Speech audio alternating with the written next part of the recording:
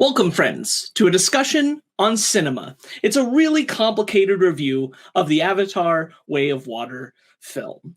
We're going to find out today if anybody in the Fake Nerd podcast is AWA-pilled. Now, the way that this is going to be handled is that I am hosting, and I am, of course, Sparkz Witty. For this first part, I'm joined by Brandon T. McClure, and then later in a second part, we'll be joined by Ryan and Ben without Brandon, because Brandon had to go on a cruise. So that is what we'll be doing. Oh, boy. And so without further ado, here's Brandon T. McClure. Hi, sir. Good morning. Hi. Had to go on a cruise is apt. I couldn't get the fuck out of it. Oh, and no. I'm sure our audience feels really, really bad for you. If they knew me, they would. I just like this movie used its one F-bomb. I used mine as well. Ooh, my Sprite lives in the way of water. No, so it does. Right. Yeah. So hi. Can I ask what you thought of this movie? I want to actually start with you. Because you apparently see the vision. So I think that perhaps you have been AWA-pilled. Oh yeah, 100%. Okay, so Brandon's been AWA-pilled. I'll say I like it a small amount better than the first one, but not by a lot. Yeah, I like it a lot better than the first one. Well, that's cool. I'm excited to hear about it. I will also say, just to get out of the way real quick for audience members, like I'm going to be more of a soundboard, interjecting where I can, but I know there's stuff I'm going to be saying in another part of the conversation, bouncing off of what Ben and Ryan say. So I'm mostly catering to the other guys to give them avenues for discussion. Sure. Yeah, where should I start? I like the first Avatar film. I've always liked the first Avatar film. I thought it was a really good movie. I enjoyed it when I first watched it in theaters, and I maybe watched it one more time in theaters and then hadn't since. And when we rewatched it, I was like, oh right, yeah, I really like this movie. It's a good movie. It's a fun time. It's pretty simple. CGI still looks amazing. Love it. Great. The smile on my face in this movie, I noticed about 20 minutes into the movie. I was like, oh, I've been smiling the entire time. This movie, I did get to see this in 3D. I think this movie improves on the first in almost every single way. You know what? I want to get this out of the way. I want to get the visuals out of the way, because obviously, look, this is Avatar. A lot of people talk about, for 13 years, have been saying, oh, well, the visuals are great. So yes, I want to get this out of the way. The visuals are insanely good in this movie.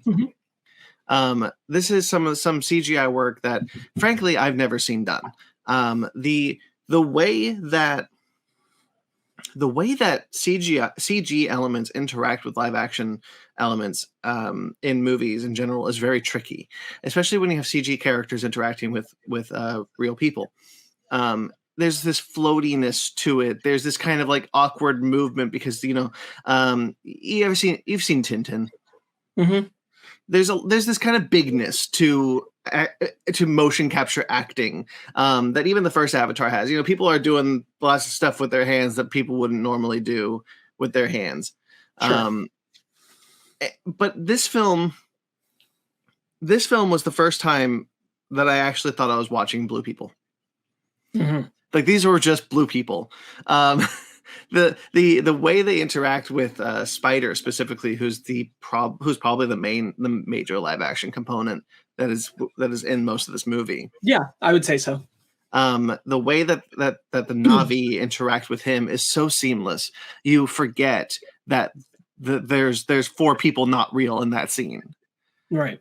And I think the fact that we've come to that point is incredible, and I'm so excited to see where that takes the technology.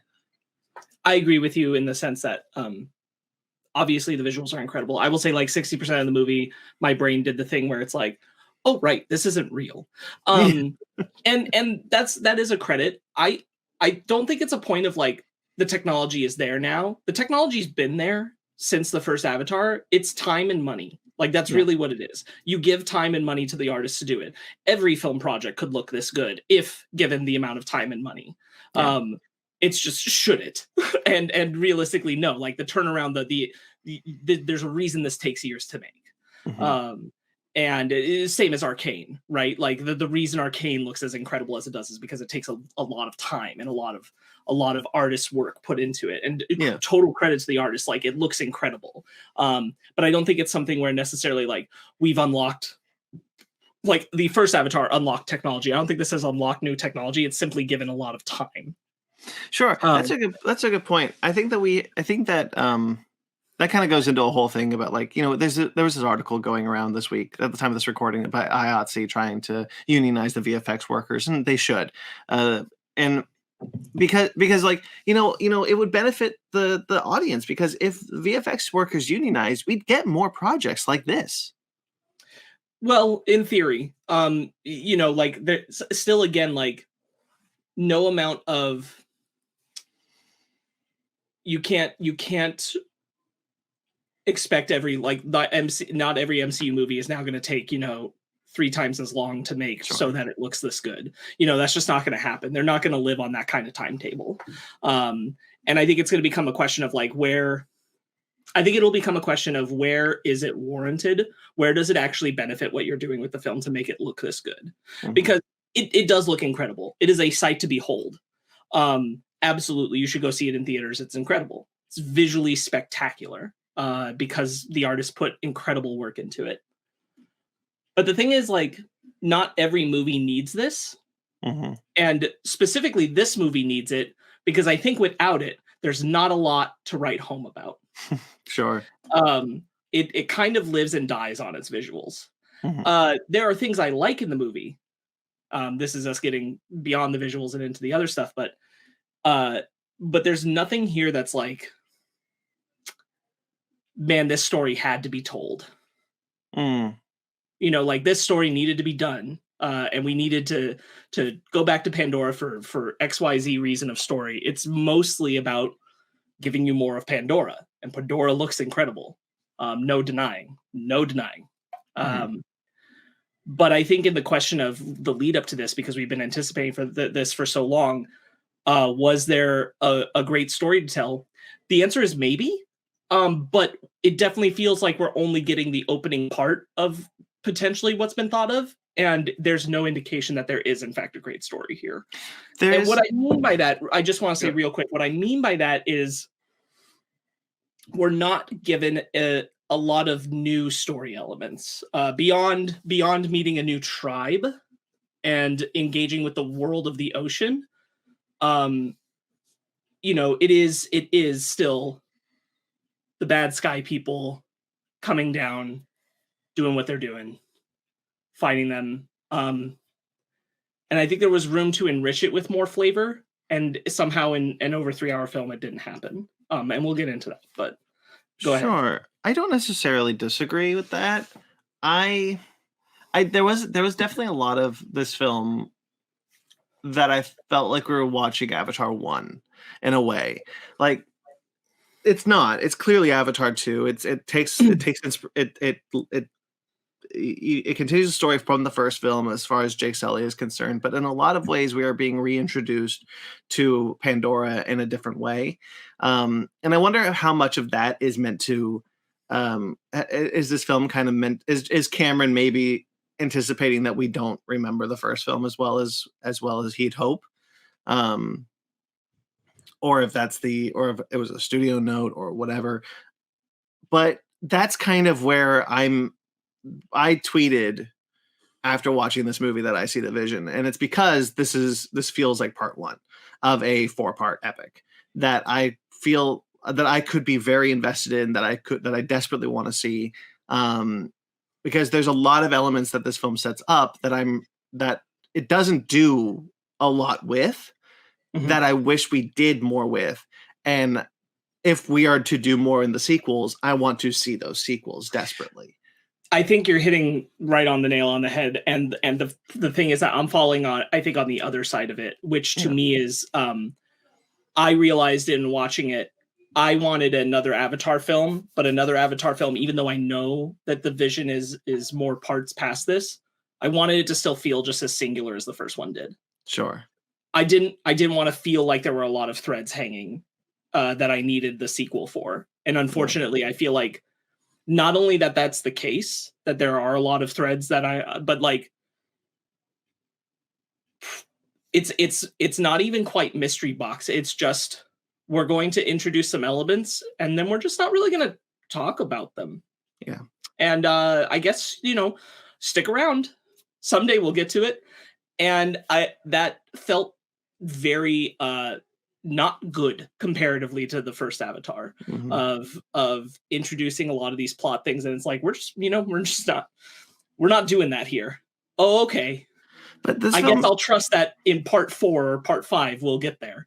But this film does a lot. So to kind of like reinforce your point rather than argue against it, this film does a lot for 3 hours. This film is stacked with there's a lot going on in this movie for 312, but it keeps introducing new things to go into a sequel with. And that was very surprising watching this movie because I anticipated a singular story. And it was about the time when we got to when Grace shows up. Spoilers. We forgot to say spoilers up top. This is spoilers. If you're watching, this is spoilers. When Grace shows up, what's her daughter's name? Kiri. When she shows up, when she touches the spirit tree and she sees her mother and she sees Grace, and then she has the seizure and we don't get the answer that she's asking. That's when I realized I was like, oh, we're not addressing this in this movie. That's for the next movie. Yeah, that's maybe the most blatant and overt clear one of like stick around and that felt shitty. I think and like I think mostly because like Cameron's never done that. That's never been his MO. He's never gone into a film intending to leave things in a way where you need a subsequent film to have it satisfy you. Well, he's never intended to make subsequent films. Sure, that's true. But I mean, that has benefited him in the sense that like all of his films stand alone. Mm-hmm. And this one didn't. And I guess it feels kind of weird to be this critical of that in a world of the MCU and all these other kind of franchise things. But it makes Way of Water feel less like a story and more like a act 1. An opening like solo. Like a whole 3-hour act 1. Yeah. And that doesn't really work for me. Mm-hmm. I feel like all these years later, to re-engage an audience really with the world of Avatar and make them want more, I feel like you needed to have a complete narrative here, and you don't have a complete narrative. And somehow for the length of the film, there's a ton of characters that I feel like we don't get enough out of. No, you're right. And that also is like, what a weird beast this is. And like, it's great to know that we'll at least get a third one. So some satisfaction will come, but the greatest damage to this film is this over-reliance on wait and see. Sure. You mentioned I don't want to stay in this critical space forever, but I do want to kind of like bounce off of that because you talked about how one of my issues with the movie, one of the few, is that the only character who dies in this movie is the character we spend little to no time with. Mm-hmm. And that sucks. Like I felt like, look, I didn't want any of the characters that we spent more time with to die because I liked them. I liked the new characters we get time with, but the older brother, the oldest son, Jake's oldest son dies, but we get maybe 5 scenes with him in 3 hours in a 3-hour-long movie. And that's not a lot of time for me to care about this character, especially because for a lot of the beginning, I couldn't tell him apart from his younger sibling. Yeah, so that's a big, like people have made the joke with the original Avatar, like when people haven't seen it since 2009, could you name any character from it? And most of the time the answer was no. We had just watched Avatar, and when Avatar 2 was starting, I didn't even remember the Colonel's name. I just thought of him as Stephen Lang. Like, this is part of the thing, is that, they don't. Ryan and I were talking about this, and I'm sure Ryan will get into it in the later part of this, but that I only remember half the kids' names in the Sully clan coming out of the movie, and it's only because for some reason they said the daughter's names more. So I know Took and Kiri. And then I think Loak is the son that lives. I'm pretty sure you're right about that. Yeah, and then I don't know the name of the son that dies. And I know Spider. At the cast list, and I can't even tell which one he is. I know Spider. Yeah, right. See, like, that's a problem, especially when, like, you have, and, like, I don't know the name of any of the new Village characters, not a one. Yeah. And I think that's a problem. I think that's a problem when you spend 3 hours with these characters and they're doing great performances in motion capture, but we're not spending enough time with them in the script to know who they are. Yeah. I don't, it's not that for me isn't that big of a problem, because I have difficulty remembering names of more famous characters all the time. So I always just chalk that up to my memory issues. Like if Ben were here, he'd spew out so many character names, and I wouldn't even know if he's right or not. But like I never put that against a movie if I can't remember a character's name. But you are correct. For someone like you or Ryan, that is an issue. Like that is a problem, that if you spend so much time with these characters, and so little time with so many new characters. Like there's a lot of new characters in this movie, and we spend so little time with them. And ideally, for 3 hours and 12 minutes, you should remember at least some of their names. Well, that's the thing, is like, it's not necessarily about being able to rattle the names off or anything. It's the fact that I know so little about them, the names are meaningless. Yeah. Like, I don't know them because I don't know them. Like, I don't know the name. I don't know the character. Yeah. I know archetypes of who they fit. The chief's son, who's kind of a butthole. The chief's wife, who's kind of skeptical about the new family coming in because it puts their family at risk. Cool. That's all I know about them. That's all I know about them. They're, again, like, it kind of goes back to Avatar 1 of, like, we're just kind of filling these archetypal roles. And I think that part of the thing is, like, everybody was kind of hoping that because it was like, it had a lot of time to take in the criticism from the first one and bring in a writing team and all this kind of stuff, that we were going to see more. And I'm not saying that there isn't, but it definitely wasn't given here. Sure. And it feels like they're either holding back or they don't have it. Sure. I do wonder if maybe, I love James Cameron. Like I can't deny how much I love James Cameron. I've seen all of his movies at this point. Just this year, I think was it this year that I watched True Lies, or was that last year? I think that was earlier this year.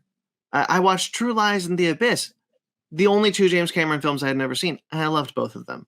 I've seen all of his movies. I'm so in on James Cameron, it's not even crazy. I think his masterpiece is Titanic. I think that Titanic is the greatest movie he'll ever make, ever. I don't think any of these Avatar movies, I don't care how many he wants to make, will ever be as good as Titanic. I don't know. This one's trying. It's really trying, but it's not going to be. And you saw the third act that was Titanic revisited. Yeah, it's a Titanic with a little touch of Poseidon Adventure. Uh-huh.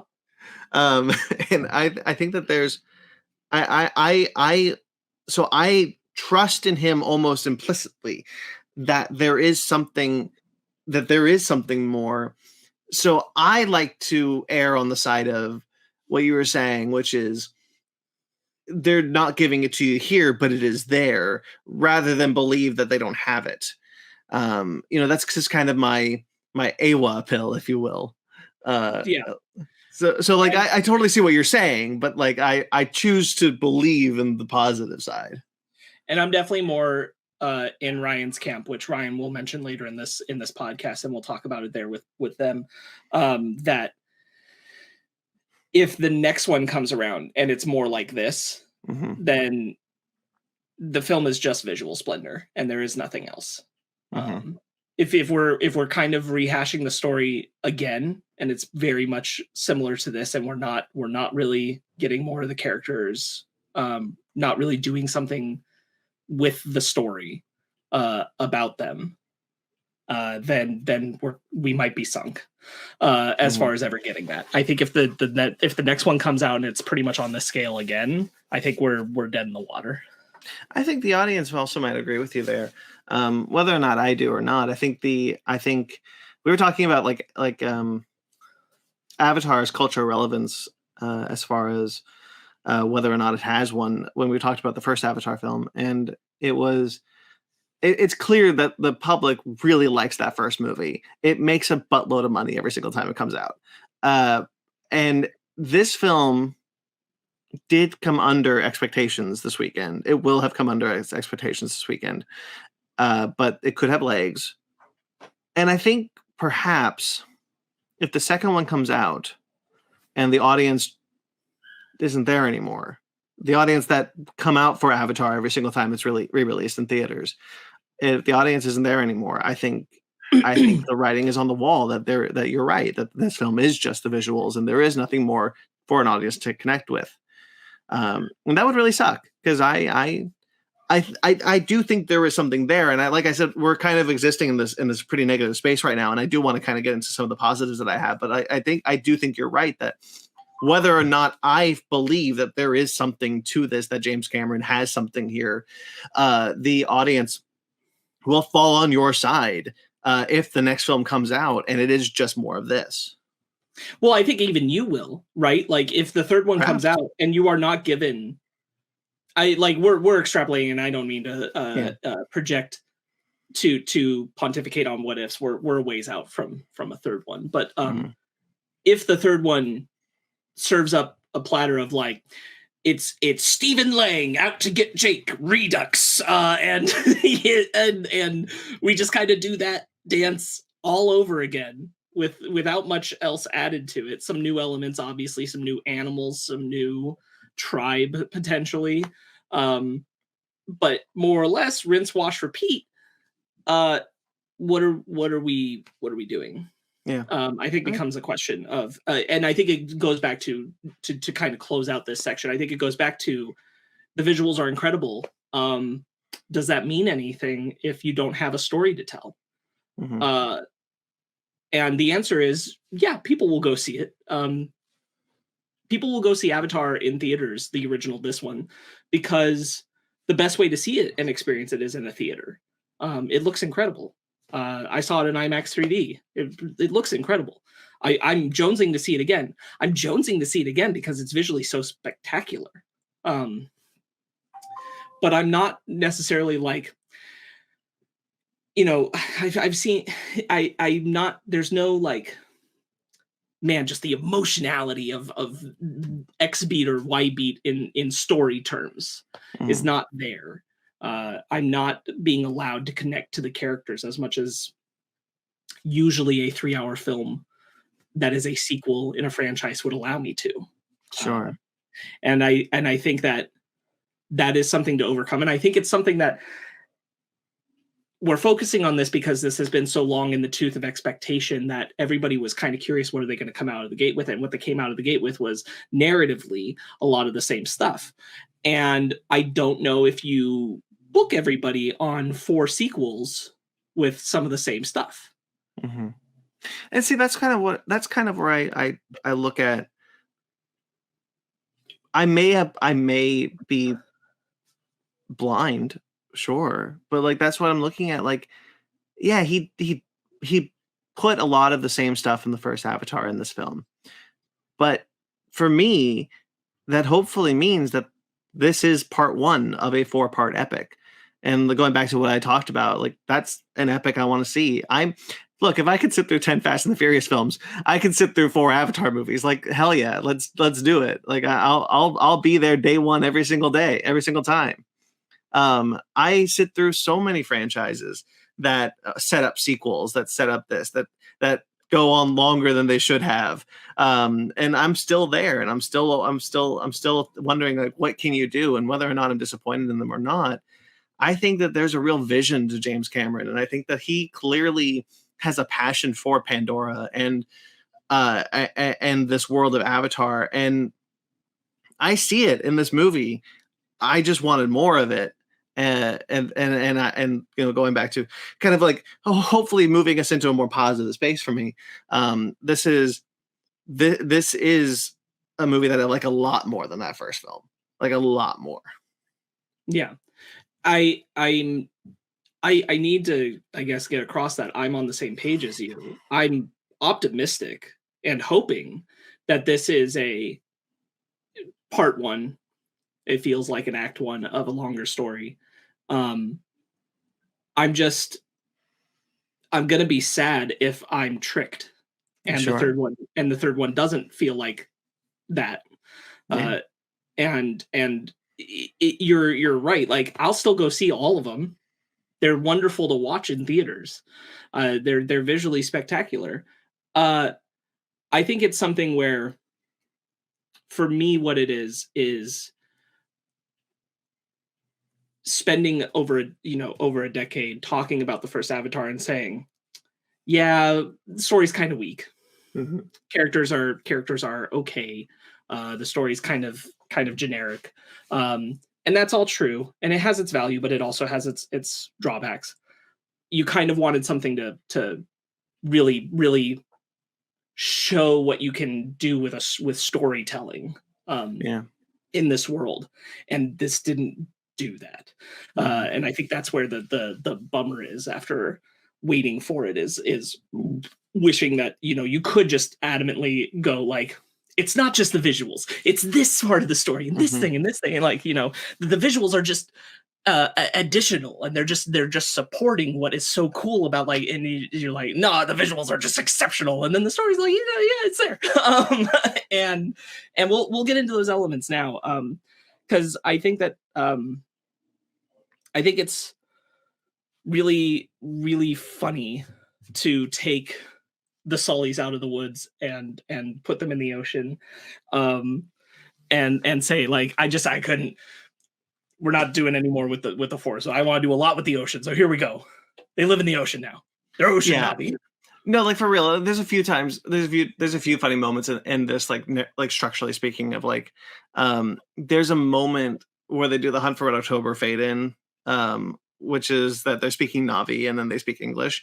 And Jake's like, it's so ingrained in my skull at this point, like, it just sounds English to me, and like, they speak English. I am 100% sure that came from a studio note being like, James, you cannot make this whole movie in Navi.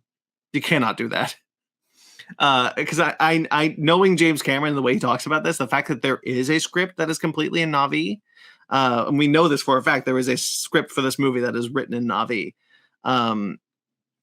I 100% believe that he would have made all the Navi parts just spoken in that language. And some studio note was like, James, you can't do that. I'm sorry, you can't. Nobody's gonna watch that. I'm sorry. I honestly would have rathered. Really? Yeah, I mean, I'm in the minority on it probably, but like, having it be like, it's basically English to me, and then like, I feel like it left room for lazier dialogue, because we get things like butthole. So no, that didn't bother me, but like, Jake takes a step backwards, I feel, in this film, in the sense that, like, he got so turned to Navi in the first one, and here he's still saying things like Jesus, and I'm like, should that even be part of his vocabulary anymore? I had that thought too. This is like 17 years of him being connected to Awa. I'm like, he doesn't even refer to human beings as human beings or earthlings or people from Earth or any of that. He calls them sky people, the same thing they call them, in his own internal monologue. So when he says that, I'm like, would he say Jesus? What does that even sound like in Navi? Like, it's that kind of stuff that I'm like, kind of turning it to English made it a little lazy. I don't disagree with that. I don't know how it would have felt, honestly, if they had just made all the Navi parts in Navi. So I don't think I would have had a problem with it. Maybe I would have even appreciated the vision. I don't know. I do think that the decision came from the studio. I'm sure James Cameron wanted to. And then the idea of like moving what you're saying, like moving the Sullys to the ocean, was 100% because James Cameron just was like, I want to do ocean stuff. I don't want to do forest stuff anymore. It's so funny too because like our main family is literally physically not built for the ocean on this planet, and we Yeah, meet Navi that are, and it's like I feel like if he could do it over again, like our main family might be. I think so too. I think he clearly like I mean, look, he was inspired by Pocahontas, so like that's where the forest angle came from, probably. And this And like one is the he, entire Free Willy franchise wrapped up in one. yeah, and he's just kind of, and he's like we talked about the first one. He's an environmentalist. Like I think most of the value of this movie doesn't necessarily come from the visuals. I think it comes from the environmentalist message. As ham-fisted and blatant as it is, I think it resonates with me, and I think that's kind of where it's placed that James Cameron is most interested in when it comes to this franchise. And he and that worked in a forest setting in the first film, and like that was about deforestation and all sorts of things, and then but his love, and we know this for a fact, his love is the ocean.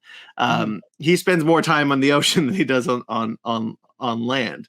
So it was always really surprising to me when he's talking about this movie, and he's like, when he was talking about this movie, he's like, yeah, we're gonna go to the oceans of Pandora and we're gonna do this. And I'm like, why didn't you do that in the first place?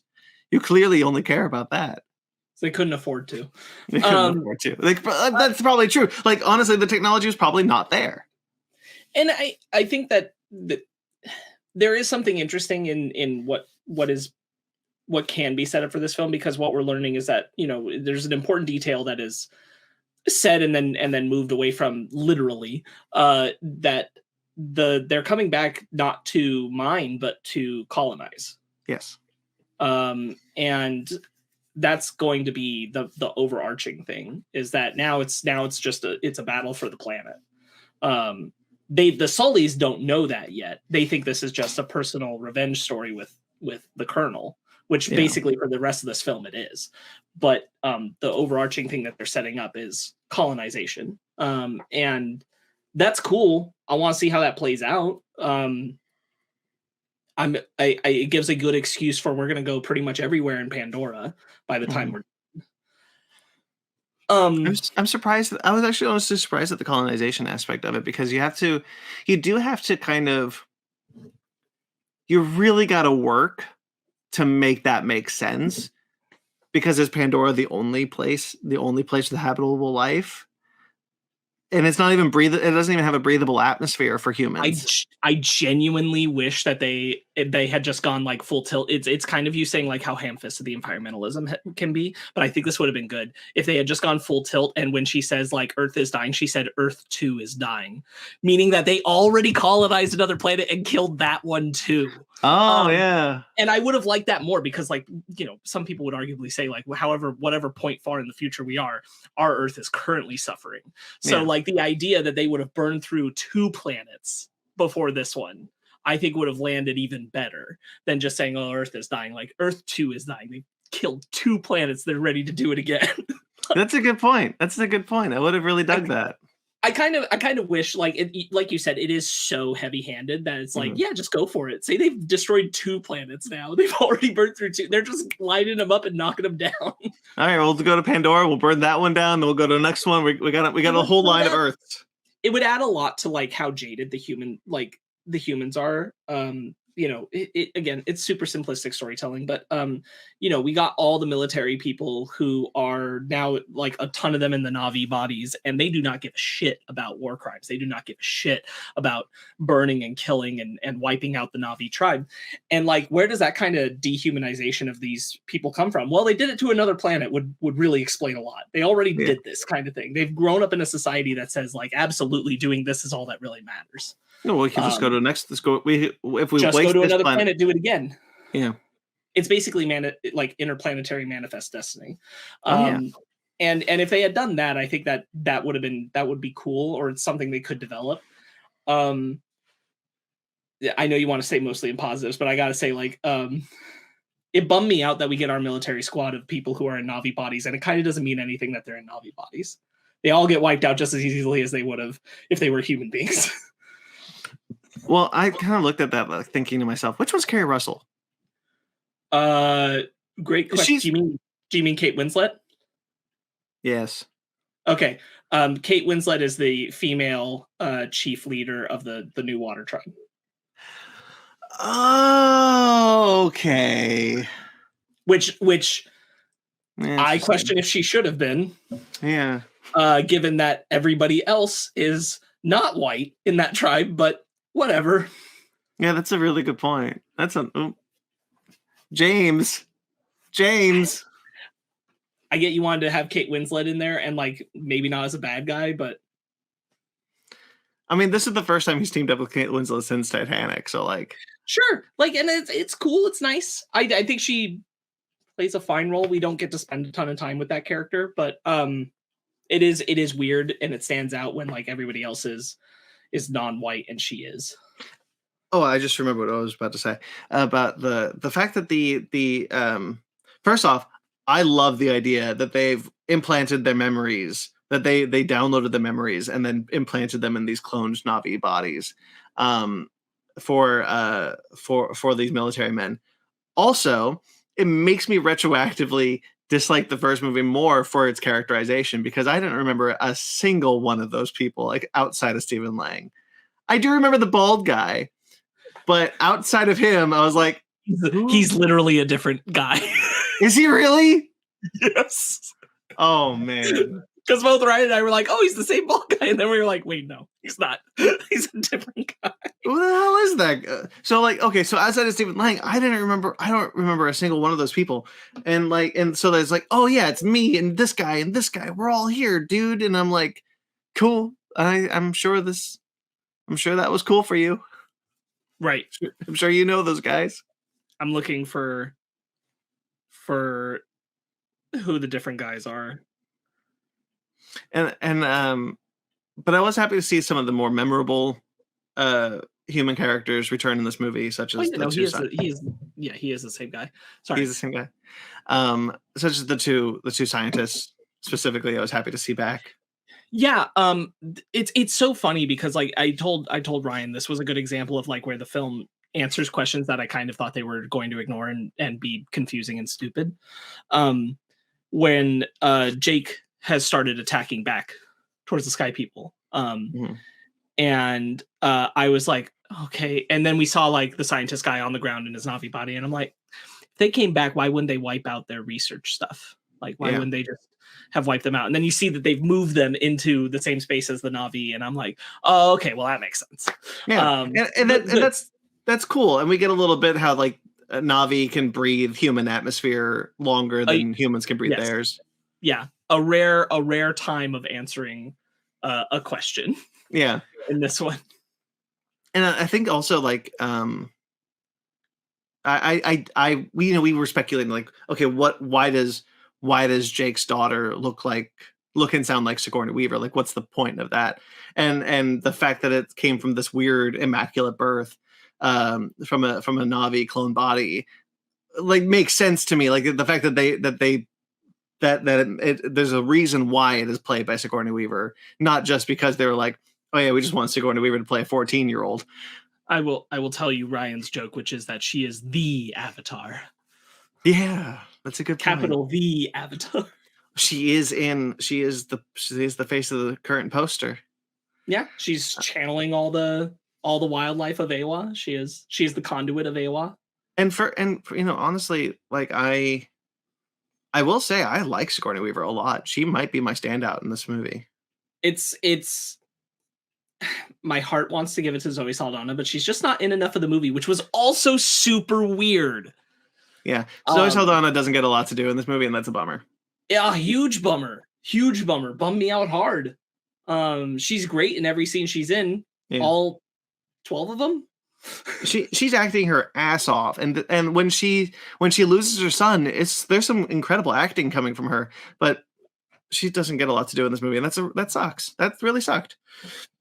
But yeah, I would agree with you. I would say Sigourney Weaver's maybe the best. The Zoe Saldana, I think, is hands down the best performance in the first one. Mm-hmm. I think Sigourney Weaver might be the best in this one. I really like Sigourney Weaver in this specifically as Kiri. And there's and I love everything they do with her, and every time we're on screen with her is great. there was only a few times I'm sitting there and watching the movie, and like she's talking, she'll be talking, and I'm like, oh, okay, yeah, okay, cool, and then she says maybe a line of dialogue, and however they do her voice, whether it be Sigourney Weaver's inflection or if they do it electronically or what have you, every now and then it slips, and I'm like, oh right, you're a 70-year-old woman. I told Ryan, I was like, I would pay real good money to see the live action filming of some of the scenes where 100%. Sam Worthington or Zoe Saldana are comforting their 16-year-old, 70-year-old daughter. Sigourney. Oh man, you have no idea how much I want to see that footage. Yeah. I haven't wanted to see something more since Benedict Cumberbatch played Smaug. Yeah, or her playing around with Spider. Oh my god. Okay, real quick, we gotta address Spider. Sure.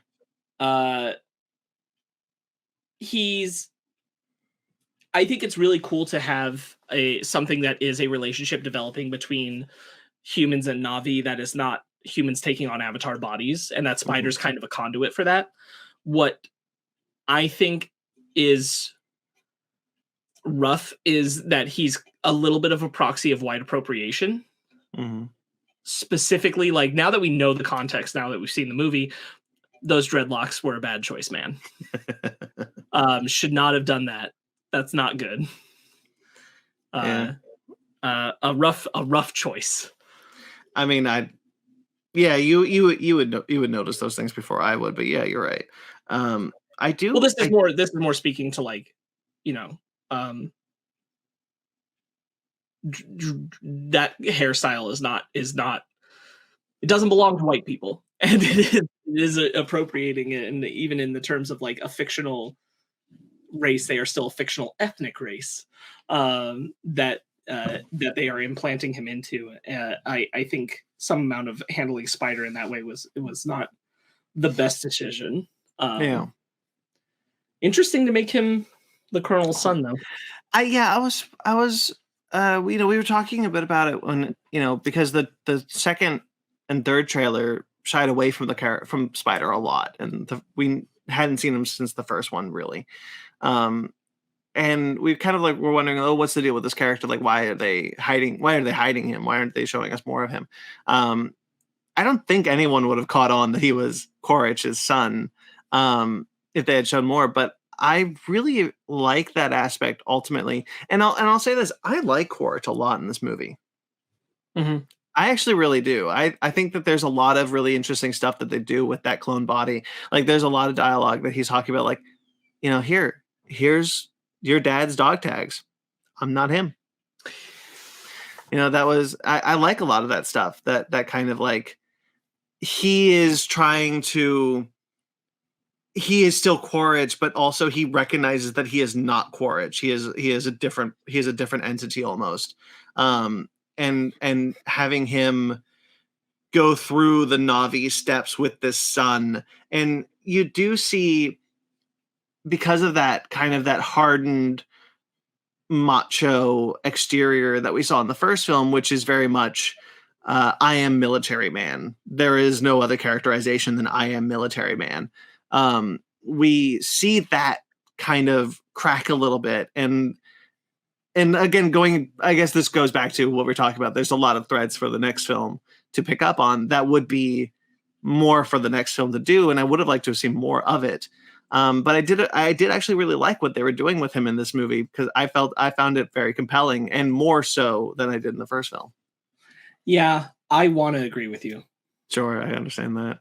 I saw that look.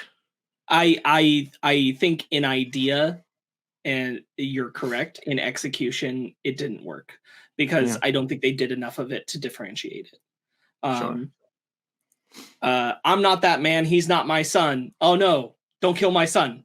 I'm not that man. I don't care about the same things he cared about. But damn it, do I want to kill Jake Sully? He betrayed me. Betrayed me. They're kind of doing both, and that didn't work for me.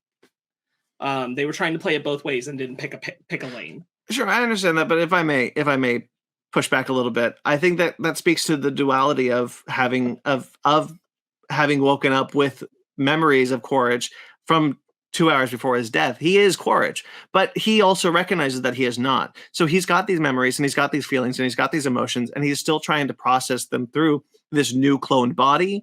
And so like to have like I think the whole he's not my son was a front. Like I do think after a while he starts to care about that kid. That's why he stops. That's why he takes the knife away. The old Quaritch wouldn't have done that. This new Quaritch would. Like he's like, okay, don't kill my son. And he himself isn't sure how to handle that because this is so new for him. But I do understand what you're saying about when it comes to Jake. Like he is very much, that wasn't me, but he feels a personal vendetta against Neytiri whenever he sees the arrows, because Neytiri is the one who killed him. And again, I guess I can work around that also to be like he has these emotions that from this previous life that aren't necessarily his, but he can't really reckon with right now. But again, yeah, that's stuff for the next film, I guess. That's the thing. That's the thing is that it feels like setup of those ideas, not great execution on those ideas for this film. Maybe that is something that's picked up in the future. Maybe that will play out and it'll be like, oh, real cool. It just isn't here. It's not in this story. This story is setting the stage instead of delivering on it. And for me, that was like me personally. I didn't want his character to make it out of this one because I don't want the Colonel versus Jake story to constantly be recycled for the rest of the franchise. So that is why I kind of wish more of it had been done here to just tell that story. If anything was going to be singular about the story, it was going to be the story of that clone. Sure, I understand that, but also I didn't want him to die in this movie because that to me would have been more rehashing of the first film. Like, oh, Quaritch is just going to die again. Like keeping him on Pandora, I think opens up a lot more interesting storylines that I think you could pick up on. And again, that goes back to the beginning of what we're talking about. Like I maybe blindly optimistically believe that there is a path where this franchise could be really great, and that's just kind of one of those that's just kind of one of those paths. I don't know that I want this character to be redeemed.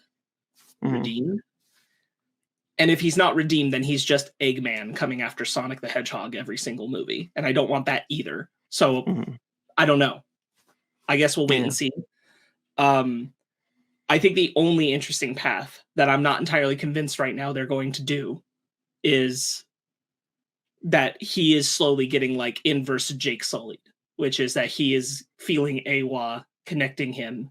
And he's like, no, I don't believe in this. And then like he is becoming completely Navi against his will, and recognizing how he is connected to all things. And you could tell that story. I'm just not entirely convinced they're going to tell that story. Yeah. But that's kind of the only story I would want to see with him going forward. Otherwise, I feel like we could have left him behind. Sure. That said, though, I was button on that. I still really liked him in this. Yeah, I mean, like he's a good actor, good performance. And man, going back to the visuals real quickly, the facial expressions in this film are above what we were seeing in the first film. I know James Cameron took a crack at Thanos, which he shouldn't have because Thanos is incredible. But like from Avatar to Thanos to now, facial expressions, micro details and facial expressions have gotten so much better when it comes to this. From this, there's the Weta, which worked on this Thanos, Caesar, the first Avatar. Like they are incredible at this sort of stuff because, my God, the micro facial expressions being picked up in this movie are some of the best I've ever seen coming from from performance capture. We have frankly never seen better. And I going back to like, we don't know, this is not like an unlocked new technology. This is just time and money that they were given to able to do this sort of thing. But I was blown away when like Sam Worthington doesn't act big in this. He acts small, and he doesn't need to act big. Stephen Lang doesn't act big in this. He acts small, and there's a lot of like small facial movements and details and tears and twitches of the eyes that are picked up by the performance capture, I was blown away by it, honestly. Yeah, for sure. I agree with all of that. Let's see. The aquatic Navi looked cool. I like the idea that they were biologically different. I thought that was a really cool idea. Yes, I thought that was very smart. It just makes good sense. Like, Yeah, they should, if they are entirely based around living with the water, they should look different. yeah. I think the idea of like, because we see other Navi tribes in the first film, but not really to an extent. They mostly just look like the same tree Navi that we see. And it was a really smart idea to kind of like think about like, you know, when humans have evolved in different locations, it was our skin color. Our skin color evolved to adapt to different locations. Not necessarily like no human has like fins on their hands because they live closer to the ocean. Yet. And we don't have tails because we live whatever. But because instead we're losing our wisdom teeth. Oh yeah, except that's our next thing we're evolving out. But those wisdom teeth, baby. But because the Na'vi are, you know, what's so interesting about Pandora in the first film that's set up and is more in this film is that we see, because the Na'vi are part of the planet in the way that human beings are not part of Earth. We very much live on planet Earth, whereas the Na'vi are a part of Pandora in the same way that their ecosystem is. They are the ecosystem. They are part of the ecosystem. They are intrinsically connected to the water, to the trees, to the animals in a way that human beings just aren't. Right. I mean, it's the whole real quick. It's just the whole magic of Pandora. I think it is the strongest part of the entire thing is that it is a planet that is essentially functionally an entire living organism with other smaller organisms as part of it, because every single thing is connected to Awa. Yes. Yeah, that's exactly it. And because of that, Na'vi evolve in different biological ways to suit the environment in a way that human beings could never, or at least this part of our evolutionary process. Like the Na'vi who evolve on the ocean evolve fins and bigger tails, and you know, who knows what the Na'vi of the sky could evolve to look like. Maybe they grow wings, you know, who knows? Right. And I think that's really interesting. And I think that was a really cool idea that James Cameron, and we see the aquatic Na'vi in the trailers, but we didn't really get a good look at them. And I wasn't sure how different they were going to be. I thought it was just that their skin color was different because they grew up closer to the sun. They evolved closer to the sun. But the fact that so much of what we know as Na'vi biology is different about them, it was really cool. So much so that the tree people have a disadvantage inherently. Right. Yeah, I too was not clocking the arms and the tails in the trailers. Very smart. And the tail is because they swim, and they also can. Their lung capacity is bigger because they can because they spend most of the time in the water, and but we get the sense that even tree Na'vi can develop a larger lung capacity. Yeah, it seems that part is more specifically about just breathing technique than it is about like their lungs are bigger or something. It does seem just as like human beings are, of like, you know, I can only hold my breath for about a minute, but like there are people who can hold their breath for 6 because they've worked on it. Right. Honestly, like I got to the point I was like, are they just breathing underwater? Like, is that what the water Na'vi are doing? Are they just breathing underwater? Can they do that? Yeah, but they have the specific jetpack animal that helps you breathe underwater. I like that thing. I really like all the new aquatic life. I think they all look really cool. The whale thing specifically. Favorite character. Oh my god, wonderful character. We are introduced to them so late in the movie. I wish that we weren't. But we still get a lot to do with them. There's like a lot. The halfway point. Yeah. In 3-hour movie, that's already a movie's length happens, and then we're introduced to them. And I think that those whale things are really cool. I forgot the actual the Na'vi name for them, but they Talcon. Tau what? No, it's sorry, that's the name of something else. Talk no, something like that. I don't know. I wouldn't. I'm not comfortable pronouncing either of those. The but they're such cool creatures because the idea that they're they're so clearly whales as we don't understand them. And the idea that Whale like turtles. whale turtles, they have they're incredibly intelligent. They speak. They have a language that the aquatic Navi can understand. They create song. Tolkon. Tolkon. But Tolkon. Tolkon. Tolkon. Interesting. Cool. I like it.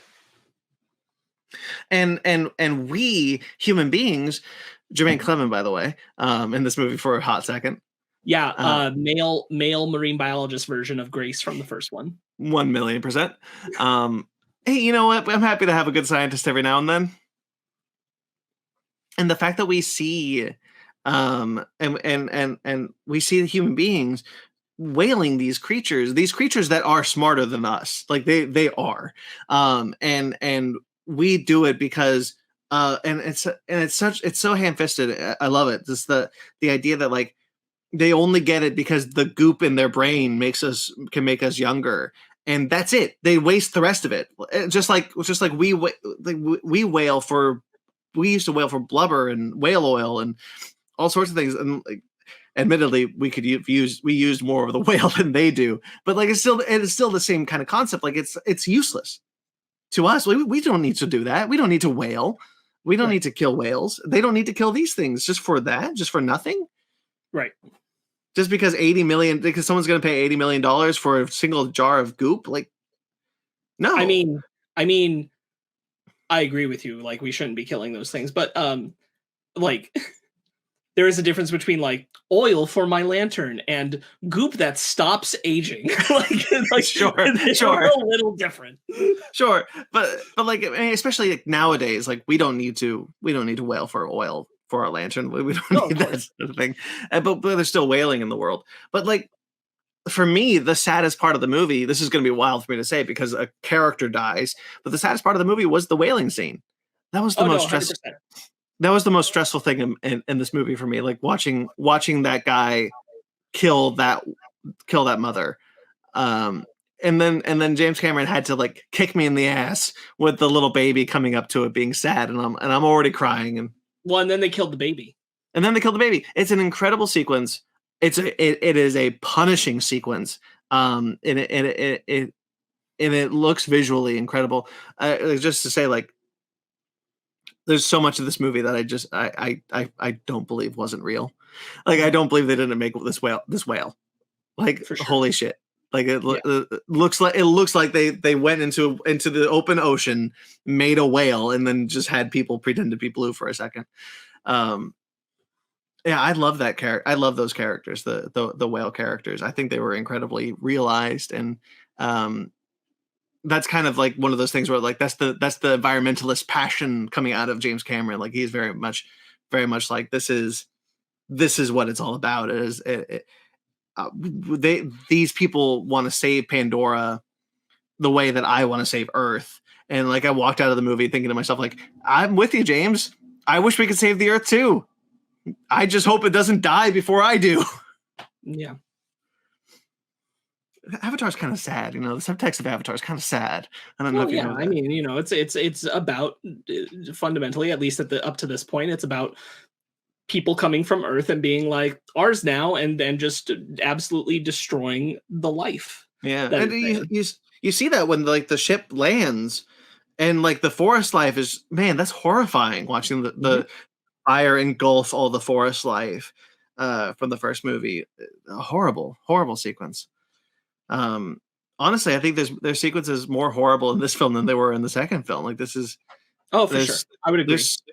There's so much of this movie that is just James Cameron being angry at us, at people, at deforestation, at whaling, and it comes through. And I don't think it's a bad thing, honestly. Yeah, I think it's needed. Speaking of things that I would like more of, I think that there should have been more mysticism.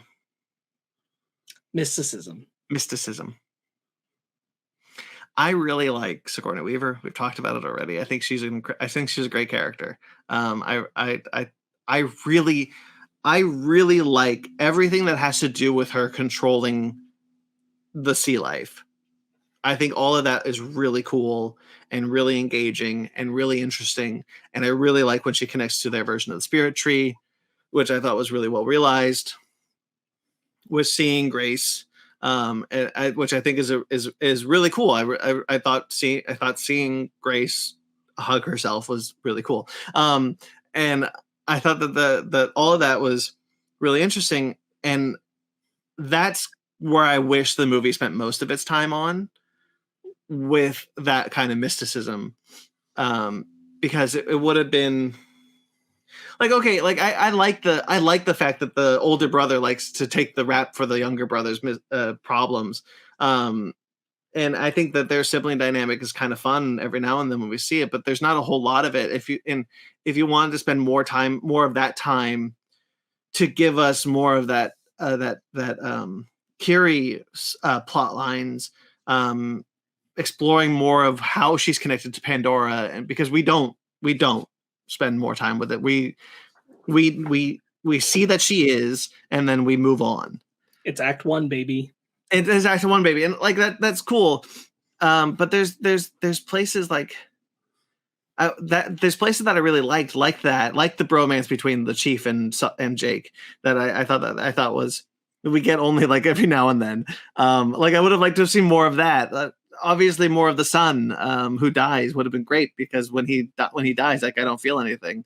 I felt more for the whale, and it's a good scene, but we don't feel so like. I don't know. I think that there's this cut of this movie that used its time more wisely, because I do feel like someone mentioned this on recently, that it doesn't feel like a 3-hour movie. I think it absolutely does. Because it introduces so much in such an interesting, such a weird way. Like we said, like we're an hour and a half into the movie before we're introduced to the whales, and every time we're introduced to a new plot element, it comes almost out of nowhere, and doesn't.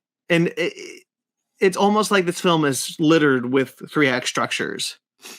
We get little every now and then. We'll do another Act 1 and Act 2, and then we'll do another Act 1, Act 2, and then another Act 1 and Act 2, and then we pay it off in the end, obviously, or we don't, or we just hope that we pay it off in the second one.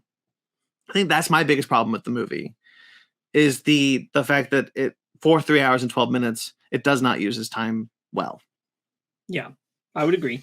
I think there's a version of this where you could have told a story that was about the sky people coming back, Jake and his family feeling threatened by it, moving to the ocean and integrating with that tribe, and then just helping them deal with whalers. Yeah. And then that's it. That's it. There you go. You got the movie. And then you do the next thing next time, right? But like you focus on a more personal, character-driven story in this one, instead of having so many other elements that you're constantly cutting away to. Yeah. But like I said, like I more for me wouldn't have necessarily been a bad thing. But replacing, I shouldn't say more, like replacing things that don't need to be in this movie with things that I think should have been in the movie, like exploring Kiri's mysticism towards Pandora. Like she controls plant and animal life. Like, what is that about? I want to see more of that. It all goes back to this not feeling like a singular narrative, but definitely here's the beginning, see you next time. Yeah. In a lot of ways. There's a lot of that. There's just a lot of that. I will. This will be a big thing. I'm sure we'll talk about it in the later part of this and in the other recording. But my assumption is that Kiri is not, well, immaculate in a sense, but born of Awa literally. I think so too. Was supposed to transfer Grace into the Na'vi body. It didn't work, but instead transferred a part of Awa's self and consciousness with it into Grace's Na'vi body, which is super weird and confusing, and I don't know why they're keeping that body post pregnancy, but and so like born of Awa literally, and that's why she's connected to everything, and I think that's really going to be the answer, and that's kind of all you need to say about it. Yeah. So why keep it? So why have that whole thing about how she has a stroke and then never bring that up again? So silly how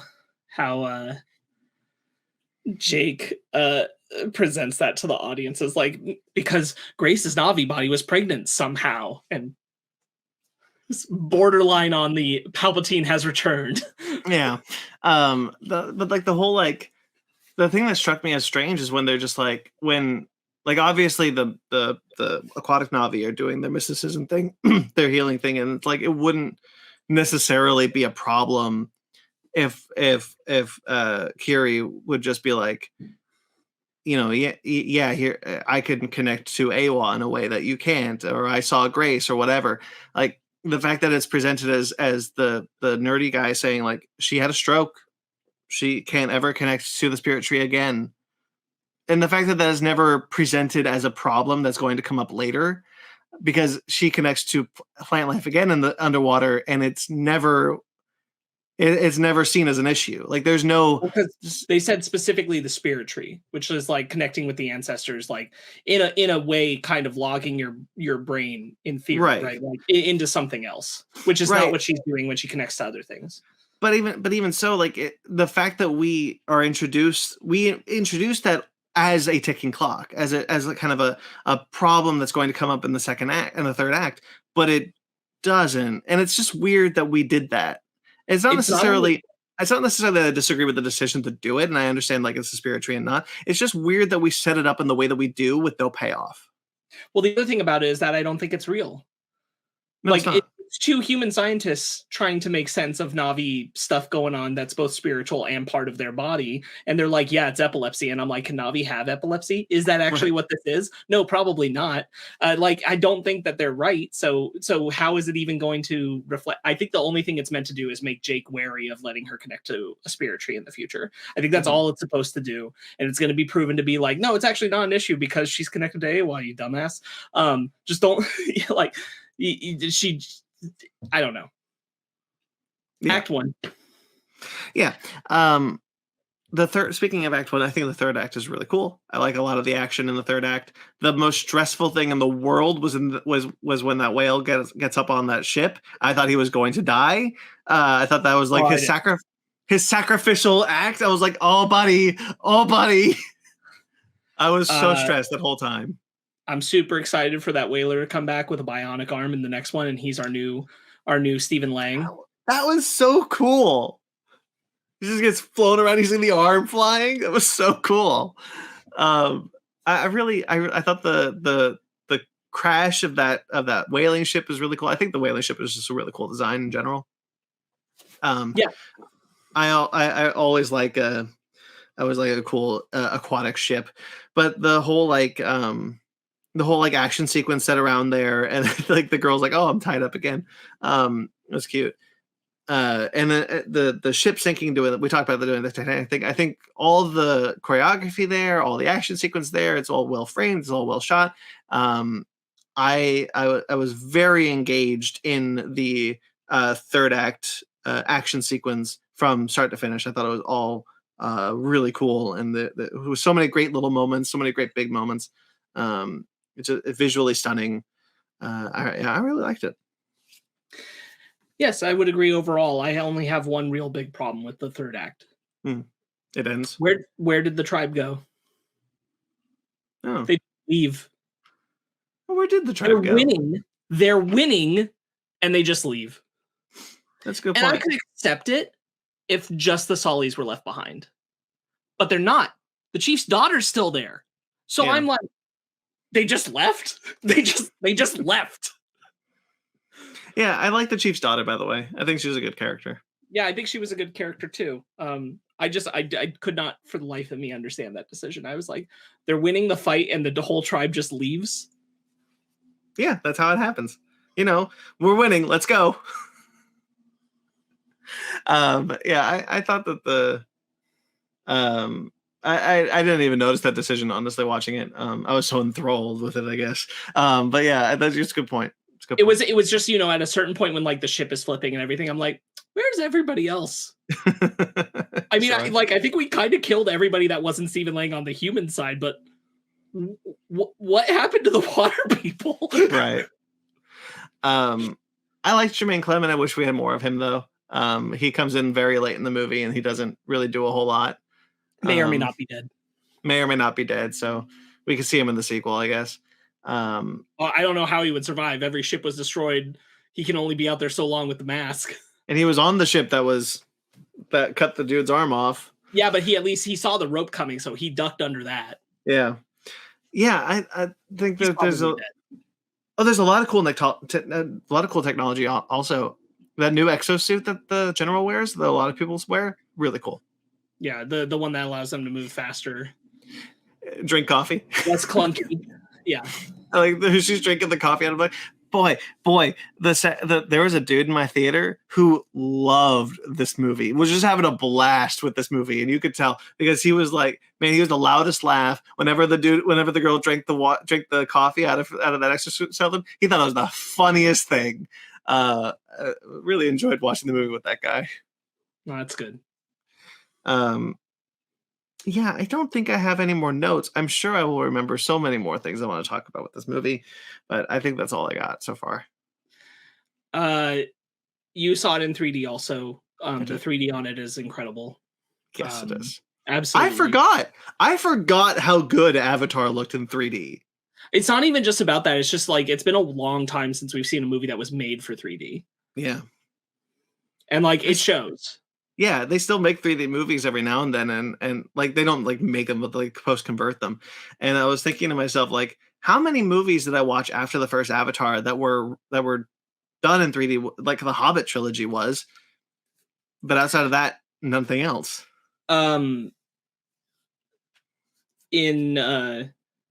I saw Multiverse of Madness earlier this year in 3D, and that's post, and you can tell the difference. Like especially having like seen this again recently, I'm like, it's just different. It's just better. Was your frame rate special? I'm pretty sure I had a normal frame rate. Okay, so we had the hyper frame rate. 48? 48? Yeah. Really? Yeah. That's the Hobbit frame rate. Huh? That's the Hobbit frame rate. A Hobbit frame rate, yeah. I don't recommend it. But I think it's the only way to see the IMAX 3D. Yeah. The frame rate is a problem. And I'll say that I think the higher frame rate in general, I think it's just a problem for film. That film just shouldn't do it. And the reason is because it breaks suspension of disbelief. I think higher frame rate, like it made it look like video game cinematics, literally. And I think it worked better in Way of Water than when I saw it in The Hobbit because it's all animated, almost all of it. The other problem is that the whole film doesn't move that way. So like sometimes the frame rate changes. So that's also jarring when you notice it. But I think that frame rate should be reserved specifically for video games. And I think it's because when you're engaged with the video game, you're still engaged with it, even as you're watching that higher frame rate.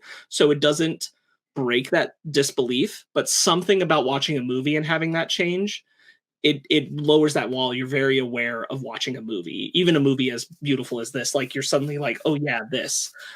It just doesn't work. It doesn't work in movies. Mm-hmm. Yeah, I would never watch a higher frame rate movie. I watched The Hobbit. I watched the first Hobbit with the higher frame rate, 48. It's not. As far as I know, it's the only way they're doing the IMAX 3D screenings. And I promised myself I would never do that again because like the Hobbit looked awful in that frame rate.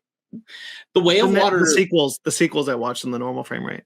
The Way of Water came out okay. Like I would prefer not to have the higher frame rate, but like again, it wasn't hurt by the same problems that The Hobbit was because there weren't physical sets to be ruined by the higher frame rate when it was happening, right? So I didn't have that happening. So it wasn't as problematic. But again, like it did have moments where it felt like, oh yeah, super good video game cinematic. I felt this very much the same way about like Top Gun Maverick. Like this was like watching cinema magic, honestly, for me, because like I was watching Top Gun Maverick and I was thinking to myself, can't wait to watch the behind the scenes features.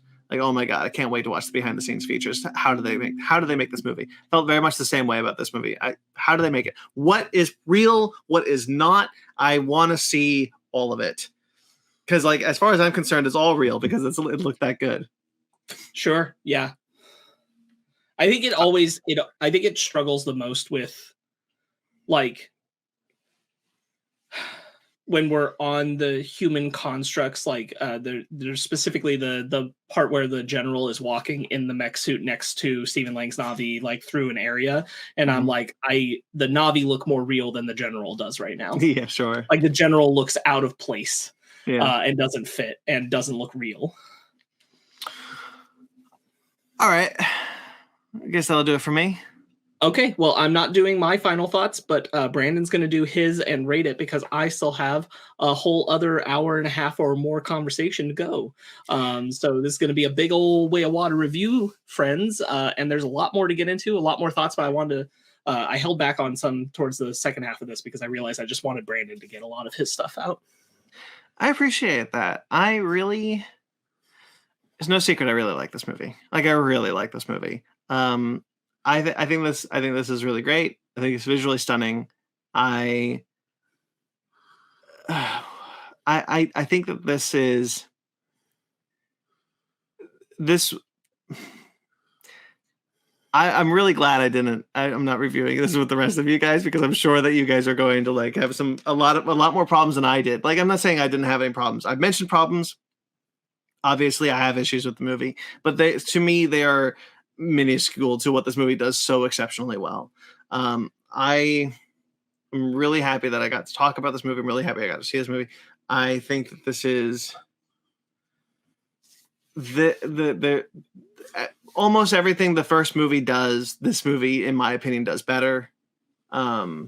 I am sure that there will be more that I will have to say about this movie, having digested it more, maybe seeing it another time. Perhaps in a longer conversation, I would have had more to say, because, as Sparkz said, that he will be doing another review. So there was this was just mostly me rattling off just these are my first thoughts. I saw this hours ago. Same. I saw this hours ago, so these are my first thoughts. You got my unfiltered first ever thoughts. Who knows what I will think about this movie after a week of digesting it, having more thoughts, or in 4 years, or in 4 years, or even like thinking about like if I was talking to the three of you instead of just the one of you. Who knows what thoughts would have come into my head, would have formed in my head. Who knows? But I know for a fact I love this movie. It did not disappoint. 9 out of 10. 9 out of 10. That's my rating. Yeah, I think I don't want you to feel like you're alone in liking it, because that's not really what it is. I think you're just like one notch above where at least Ryan and I are. I don't know about Ben, but because I saw it with Ryan, I'm pretty familiar with where he's at on it, which is like really enjoyed it. Still kind of want that narrative kick to kick in where I can be like championing more than just the visuals and some elements of the story. I want to champion all elements of the story. I want to call it a cinema masterpiece for more than just its visual splendor. And I think that's where like we're just a shade below you is in that. But you'll hear all about it in the next part of our review. So that'll be all brought together by me. And we'll be having a big old Way of Water review discussion. If there's something here that in this first half you feel like we didn't really get to, it's probably in the second half, or maybe it isn't, and who knows. There's a lot to digest about this film. It's a big movie. It is a big movie. Thank you, Brandon, for doing this. Where can people find you? Well, of course, you can find me on Instagram and Twitter at BT McClure. I also write for, you know what? I'll plug the first. So I write for KaijuRamenmedia.com, where there is currently a piece where I talked about O'Shea Jackson Jr. Jr.'s MonsterVerse pitch TV series called Monarch GT. I wrote about that. Finally got that up after a month of working on it. Check that out at KaijuRamenmedia.com. I am also the editor for that website. So, that's cool. And atomicgeekdom.com, where I write a bunch of things. The most recent thing that came out was a piece about Sarah Haley Finn, who is the casting director for Marvel Studios and many more movies and now TV shows. She doesn't get a lot of love, so I wanted to write a 3-page piece about her as part of my revisiting the Infinity Saga series because I think her specifically as the casting director is an instrumental part of why that series is such a success. For sure. So yeah, you can find both those. You can find those kajumamedia.com, atomiccingdom.com. I'm at BT McClure on Instagram and Twitter. There you go. Awesome. Well, fantastic. And from here, I will hand it off. Thank you, Sparkz. And now, of course, as promised, I am here for the second part of the Way of Water review, this time joined by Ryan Eliopoulos. Hello, I see you over there. I see you, Ryan. And Ben. Hello, guys. I see you, Ryan. I see you, Sparkz. Things have been seen. And we're going to dig even deeper into the Way of Water, following off of what we already did with Brandon. So let's get some generals, guys. How are you feeling about the movie? General Quaritch? I'll be honest. I'm probably going to be the most negative on this, even after listening to a very positive Brandon, which I'm very glad he liked it. And then you, which liked it. The more I think about it, the more I'm like, if this movie didn't look as good as it does, would I care about it? And the answer is hard no. But I think it looks incredible, and I think there's a lot of fun to be had. I had a good time watching it. But I think it does a lot of things worse than the first movie, and it does some things better. But again, overall, I think it's the most incredible looking movie ever made. That is as shallow as the waters it's about. I just thought of that myself. That felt good. That's pretty impressive. Okay. So you are not, as I said of Brandon affectionately, AWA-pilled. No, and I really want it to be. Like I think you wanted it more than anyone else. I really did. Like I just like Brandon. Like I love James Cameron. He's made 2 movies in 25 years, guys, and they're 2 Pandora movies. And I'm just like, man, like all of Denis Villeneuve, my favorite filmmaker, he's made like 10 movies in like half that span. And I'm just like, man, James, like I love that you love Pandora, but like if this is all the rest of your life just doing this, I'm like, man, is it? I really hope it's worth it by the end, man, because like this has felt like Avatar Redux, but like not as coherent. But that's me. How do you feel about it, Ben? I share a few the same feelings as Ryan. I have not listened to the review with Brandon. I am really glad that Brandon loved this movie. I will say, technically speaking, this is the most visually amazing film I have seen in a very long time. This film is absolutely stunning. This film is beautiful. I feel like they are underwater, that those creatures are alive, and I love a lot of the stuff with the water, but story-wise, it does feel a lot like it's just it's Avatar 2.0. I feel like I've seen this stuff, the exact same thing. And I just kept I'm reminded of something my script teacher at my junior college told us, saying that, hey, don't do this unless your name is James Cameron, because if your name is James Cameron, he gets away with this all the time, and he makes billion-dollar movies. Mm-hmm. Look, the way this movie looks is amazing. I will say all the actors are giving their 110%. The performances are great, but the story itself is just kind of. We'll definitely get into it. I mean, all in all, I still liked it. I still think this movie is fine, but it just didn't give me that OMG factor that the first Avatar did. Sure. Whereas, I mean, the first Avatar, the big OMG factor was, look at this world, look at how I created this planet and this culture of these aliens. And it's like, okay, yeah, that's really cool. And like the visuals are great. And now we're going to under the sea. It's like, oh yeah, this is awesome. But the wow is gone, if that makes sense. I mean, I still see this. Oh wow, that is like really cool. Like the designs of these sea creatures are amazing, but it's just I'm still missing the whoa factor that the first Avatar gave me. I want to respond to that in particular. I don't think I'm missing the wow, because I know for like there were more than one moment in this movie where I went where I was just so he was in the theater and he just burped that I was just so that I was just so sucked in that I was convinced, by the film that it was real. That these things are real, and like. Avatar impressed, and I'm sure there were moments where I felt that way in that time period too, where I'm like, man, this just looks so real. Yeah. but Way of Water, by today's standards of everything, really shows like this is a note I made with Brandon, which is that like Brandon said, like this really shows how far the technology's come. And I'm like, I don't even think it's necessarily how far the technology's come. It's just what can we do with the technology when we're allowed time, which is like Marvel movies could look this good. They would take 5 years to make. Yeah. Right. But they could look this good, right? A lot of movies could look this good if they were dedicated the amount of time to it. It's the same with video games too. Like look at God of War. Like a game looks that good because it has the time to look that good. Right. Yeah. And that's wonderful.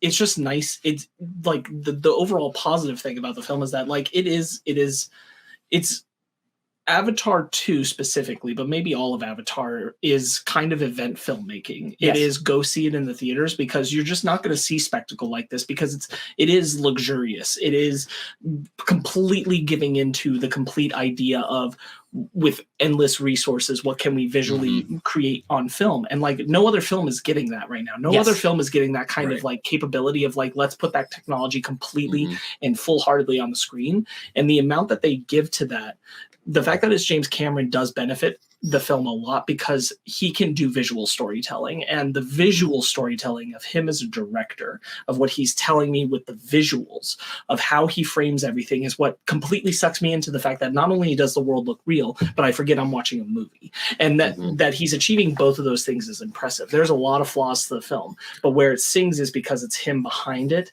and it's him making like the most of the art that's capable. And for that, it still remains in holding its special spot. For what I will say, I mean, this is a 3 hour and 12-minute film. This is a long ass movie. What I will say, one of the things I will say positively that I actually think this is a really good point for the movie is the entire time of this film, I was engaged with the story.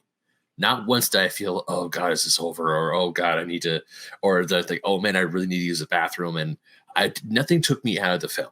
I was completely engaged. I wanted to see what happened with all the characters, and I think and you're absolutely right. There are shots in this film where I thought this was real, where I thought I could just hop into a spaceship, go in cryo sleep, and fly to Pandora. And there are some amazing shots under the water. Like some of the most simplest looking shots. Like one of my favorite shots of the movie is where the sun is swimming with the giant whale. Which one, Ben? Just what's his name? The Lock. Here's a problem, y'all. I know now you know it. Now I know. Now you know it. If you're watching a 3 hour movie and you don't know the name of half of your main characters, that's a problem. I agree. I don't like that's a problem for me. I have to connect with the people I'm watching, no matter how good they look. If they look real as real people, still got to know who they are, got to know what they're about. You know what I mean? And for a lot of those characters in this movie, they're not there. No, it would be a problem in any film. Yeah.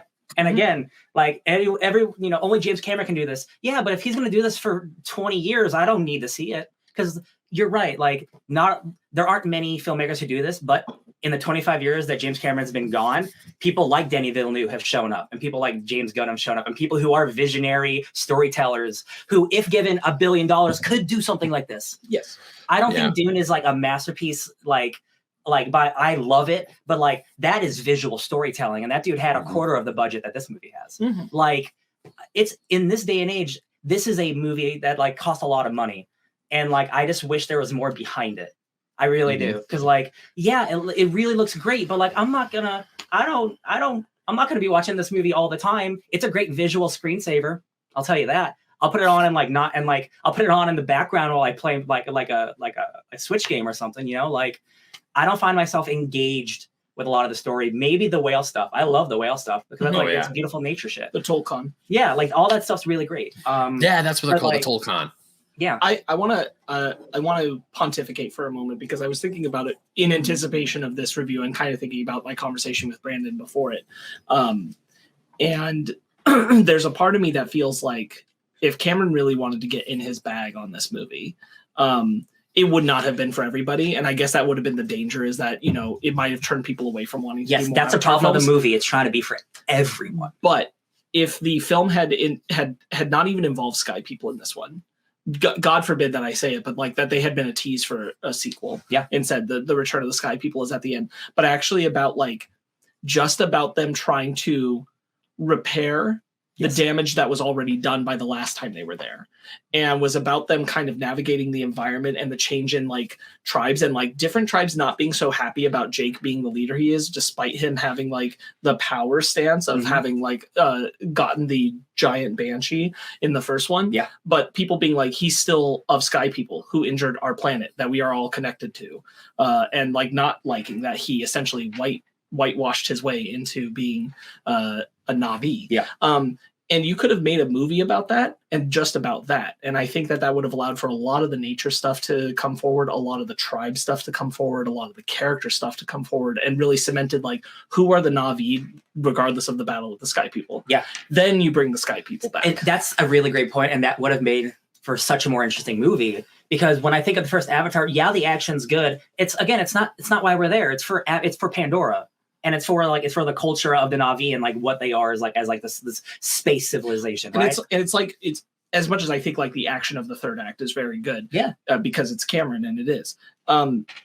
When you're talking about like what you like about it, what I like about it, it's mostly the second act. It's a lot of the nature stuff. It's a lot of them interacting with the animals, interacting with the planet. Avatar 2's second act is my favorite part too, because that's where all that shit happens before it just regresses back into we gotta have an action scene. Which is really good, but like, hey, it's like that first movie again. Right. And I was thinking about that a lot, and I'm like, you probably would have turned off a decent chunk of audience. I don't think that like the general movie going audience is willing to sit for 3 hours of almost entirely alien characters trying to rebuild nature on their planet and interact with the wildlife. And you'd have to really do tribal stuff and kind of negotiate the politics of, is it okay that one of them is sky people and one of them isn't? Cat playing with dye. But I feel like that would have been the more compelling film that I wanted to see here. I 100% agree. And the opening of this movie, which I think is like impactful, when like the big rocket comes down and destroys. If that's the end of your movie. If that were the end cliffhanger, and then Jake's like, "All right, baby, it's Avatar time." Then I'd be like, "Oh, baby, the game is on." Now I'm mad. But that's like the beginning of the movie. I'm like, "Oh, so that's like they came back after they lost, and we're doing the same thing again." Which again is a good reason for him to go to the water people, but then the same movie happens again. Yeah. And even then there's like 2 plot points with the sky people that I feel are just like thrust into it. The plot where the general says Earth is dying, we're gonna try and terraform and make Earth or Pandora, our new home. And then you get the unobtainium resource, or it's not even unobtainium anymore, it's the stuff inside the Toruks, the whales, the immortality goo. What is essentially like blubber amber. It stops aging forever. Yeah. Which, yeah. That's pretty cool. The magical stop aging juice. And when I got to that, I was like, but there was one plot point that I was actually more interested in. That was the whole Earth is dying. We're going to try and terraform Pandora, and we have to kill the hostile, or we have to tame the hostiles to do it. And then it's like, okay, now you're just introducing this whole new thing of obtaining. It's like, dude, it's like, can you just like pick one and stick with that? Well, this is that's like the long term, right? That's the Avatar 2 through 5 plot, is them trying to terraform the planet. Avatar 1 was a pilot, honestly. And it was like a pilot of a TV show. And the episode was like, here's the real first episode. I brought up to Brandon that I'm like, if you're going to be that heavy-handed with it, just say Earth 2 is dying. Imply that they've burned 2 planets already. If we're going to go that hard on that kind of satire, then go hard. That we're not learning from this, and we're just going to do it until we destroy ourselves. Like it honestly tells me more about all of the human characters to be that jaded if they've already done this to 2 planets. Yeah. Which means they've already colonized and completely destroyed a second planet. So the fact that when they're interacting with the Na'vi, they really, really, truly don't give a shit is like, it's not even cartoonish. It's like, obviously, why would you? The way that your society has already structured itself is entirely based on not giving a shit about other species. I wish there was some mention of unobtainium in this, because that is the reason we're on Pandora. It is in the Earth itself, so we got to destroy the Earth. But now we're just not going to worry about that. We're just going to go after the whales. And I'm like, sure, I get it, but it's like he got upset that people made fun of the name. I mean, what was the name of this one? Mysterium 69? Like, what's this goo called? I forgot. I just saw they just mentioned the goo once, and then it was never mentioned again. Yeah, it was the one time was when Spider was seeing how they drill for it And then he's like, wait, that's all you take? What do you do with the rest of the meat? Do you waste it all? And they're like, yeah, pretty much. We just grab this and then just sink it to the bottom of the ocean. It's like, okay. I want to bridge from your point about like what is the human goal, the terraforming thing, to talk about like what I think is not well structured into this film, which is why are they still chasing Jake? Because what we learn is like it makes sense. They have courage there to hunt down Jake because Jake is meticulously leading tactical strikes that are damaging their resources and taking their weapons, and they cannot find him. Yeah. So Courage goes in, but Courage being there drives him away. Once that's happened, why are they so like putting all of this into, yes, all our Na'vi soldier team should go hunt down the guy who's no longer here? Are they even assaulting for their resources anymore? That's another. Is it even a problem now that they've driven Jake away? To the human mind, is it a problem? I do have some positives in this movie. I do, but like this is another problem I have where it's like Courage is brought back and he's there to hunt Jake down. Well, and it would have defined his character more if he was like going against what they said. Like, no, we want you here, and he's like, no, I want to hunt Jake. We're introduced to Edie Falco as the new main evil general lady. She's in the movie for 5 minutes and runs away. And then it feels like the rest of the military, we see their presence in terms of like warfare, but it feels like the rest of the like intelligence of the military just goes away and Courage just becomes, now I'm the military man for the movie.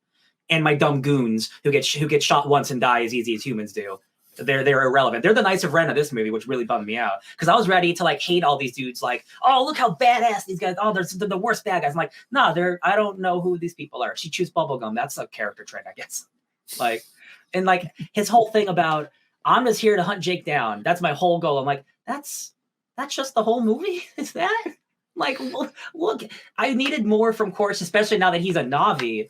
But there's not much. And technically a different person. And they don't really go into any of that. There's some of it, but again, it's all surface level. Actually, Sparkz, you brought up a good point about how, like, when Jake and his family leave the forest people to go to live the sea people, it's like, yeah, he's probably. I mean, his forest group is still maybe doing a few raids, but not as precise or not as structured as they were before. But at the same time, that would have been a good character arc with Courage to be like, no, I want Jake. I'm going to hunt him down. This is personal. And him constantly defy orders and put himself in jeopardy. That's why he has to commandeer the whaler ship. Is like, I want to hunt this a-hole down because he made this personal and not because, and it's like, because once Jake's gone, it's like, dude, he's not doing anything. He's just trying to live his best life out in the ocean. Just leave him alone. So this is an important plot point because, like, Ryan's correct. Like in any other film where I'm not captivated by the director filmmaking or the visuals or the performances, then this is a critical failure of a plot point because, importantly, like when Edie Falco's commanding officer takes Spider hostage and they're torturing him, they are asking for information about where Jake is specifically, not information about where his tribe is, not information about where they're hiding or how they can get their weapons or Jake. like that's information they could find out. Yeah.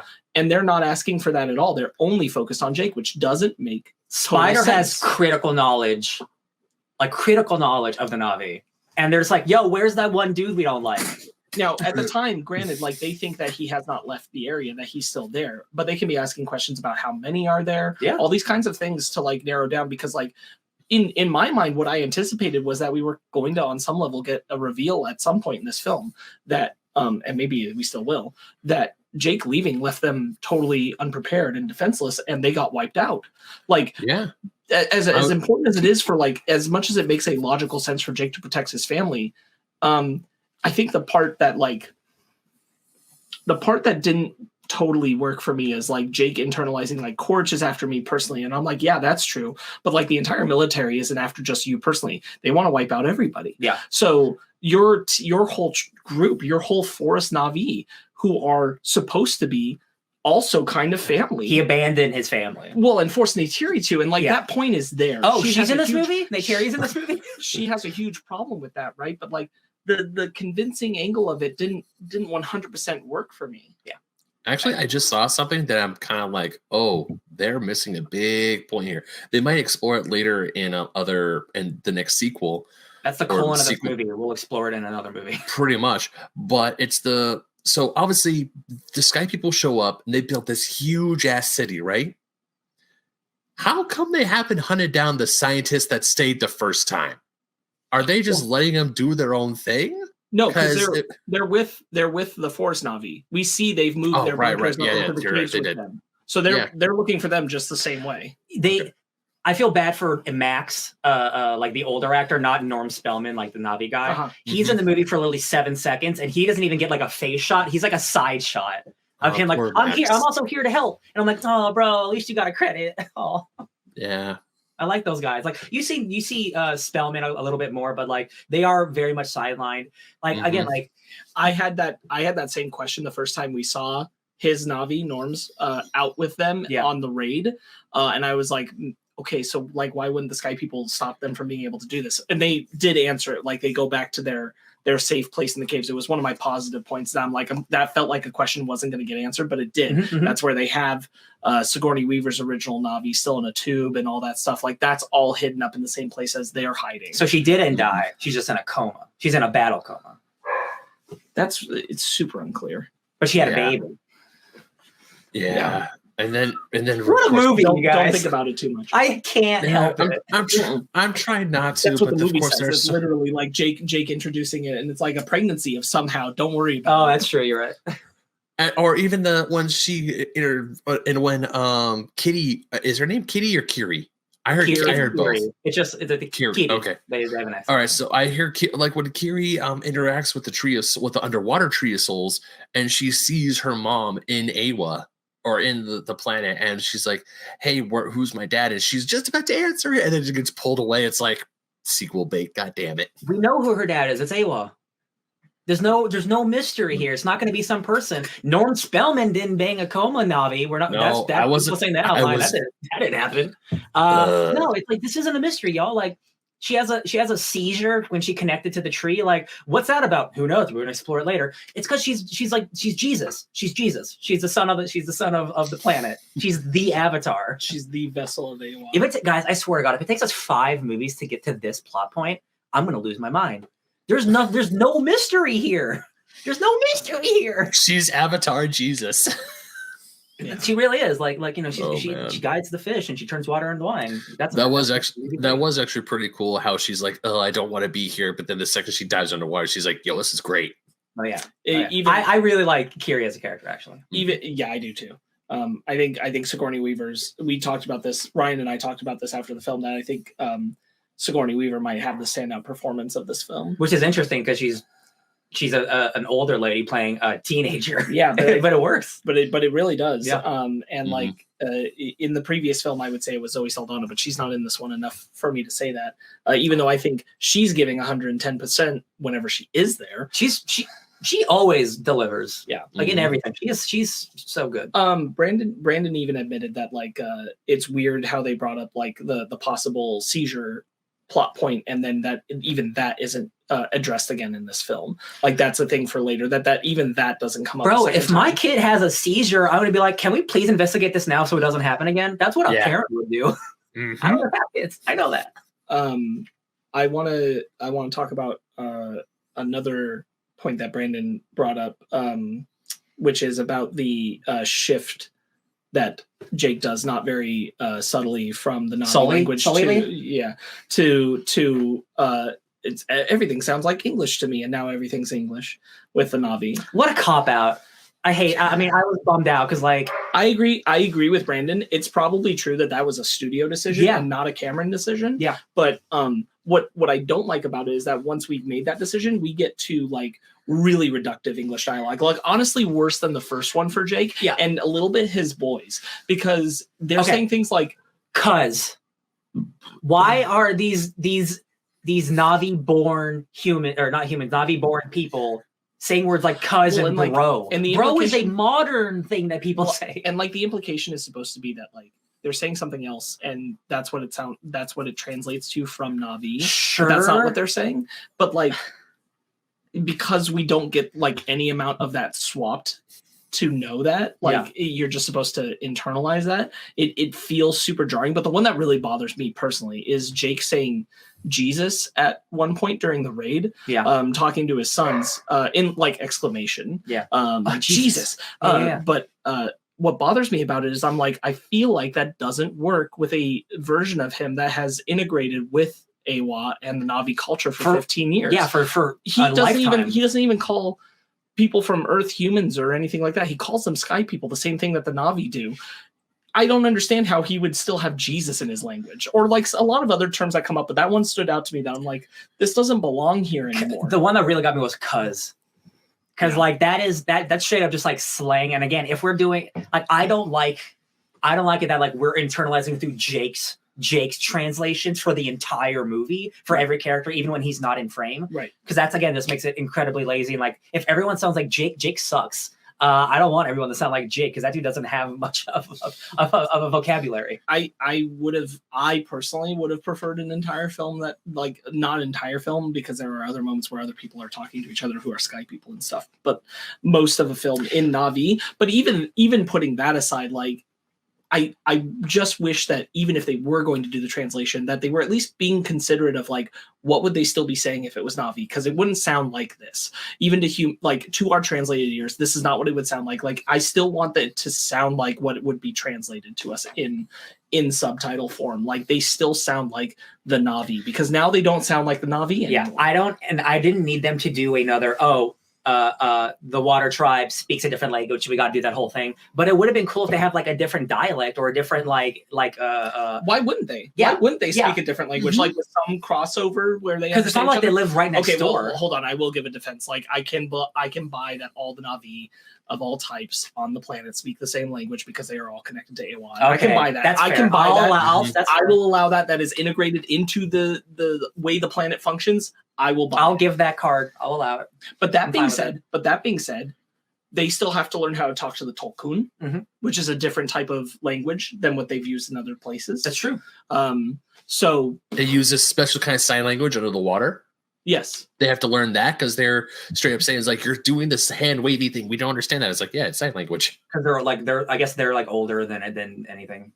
Which you could argue that that's just learning the signs, not necessarily changing the words. Like, the words would be the same, and the Tolkun would still connect to the words. Very true. Again, that integration thing, which I do think is still the best thing about Pandora, is the idea that all things are literally able to connect to each other. Yeah. Like when we get to the Tolkun, when he goes inside the mouth. Which oh my God, is a great the sequence. Tremors mouth. Yeah, which I think is a great sequence. Is like the trust about it, the beauty of it, the way that it unfurls, and they're able to connect. I think that's all really, really touching. Yeah, like my biggest positive again is the second act, when like Loak is binding with Pycon from Dragon Ball Z. He's my favorite Namekian. And he's like, tell me your story. He's like, oh, my story is too painful. And I'm like, oh no, this whale has seen some trauma. And then we have like a terrible flashback of like just like the worst massacre you've ever seen on screen of whales. And boy howdy, like, this movie looks real. Those look like whales. That texture, those eyeballs, I'm like, that is impressive. That is really impressive. You know that one scene in very early in God of War where you can free that one creature from the chains in a He hasn't played it. No, he doesn't. Nah. It's not early enough. I'll say that, because I actually have, but I'm not there yet. Okay. All right. Well, Ryan, you know what I'm talking about, right? Yes, I immediately thought of that. Yes. Yeah, because I thought of that too. And when the son is like taking off when he's like undoing the harpoon, and he's like watching he sees all the wounds of the Tolkun, and it's like, poor whale. And like him being an outcast.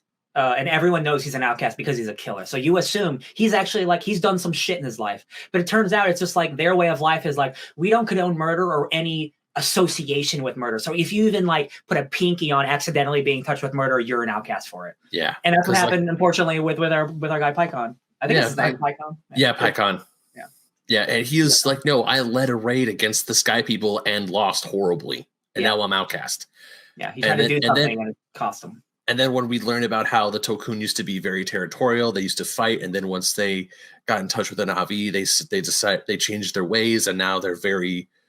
I really like this new spiritual connection because the Tolkun are essentially this version of the Banshees, but they're not Banshees, if that makes sense.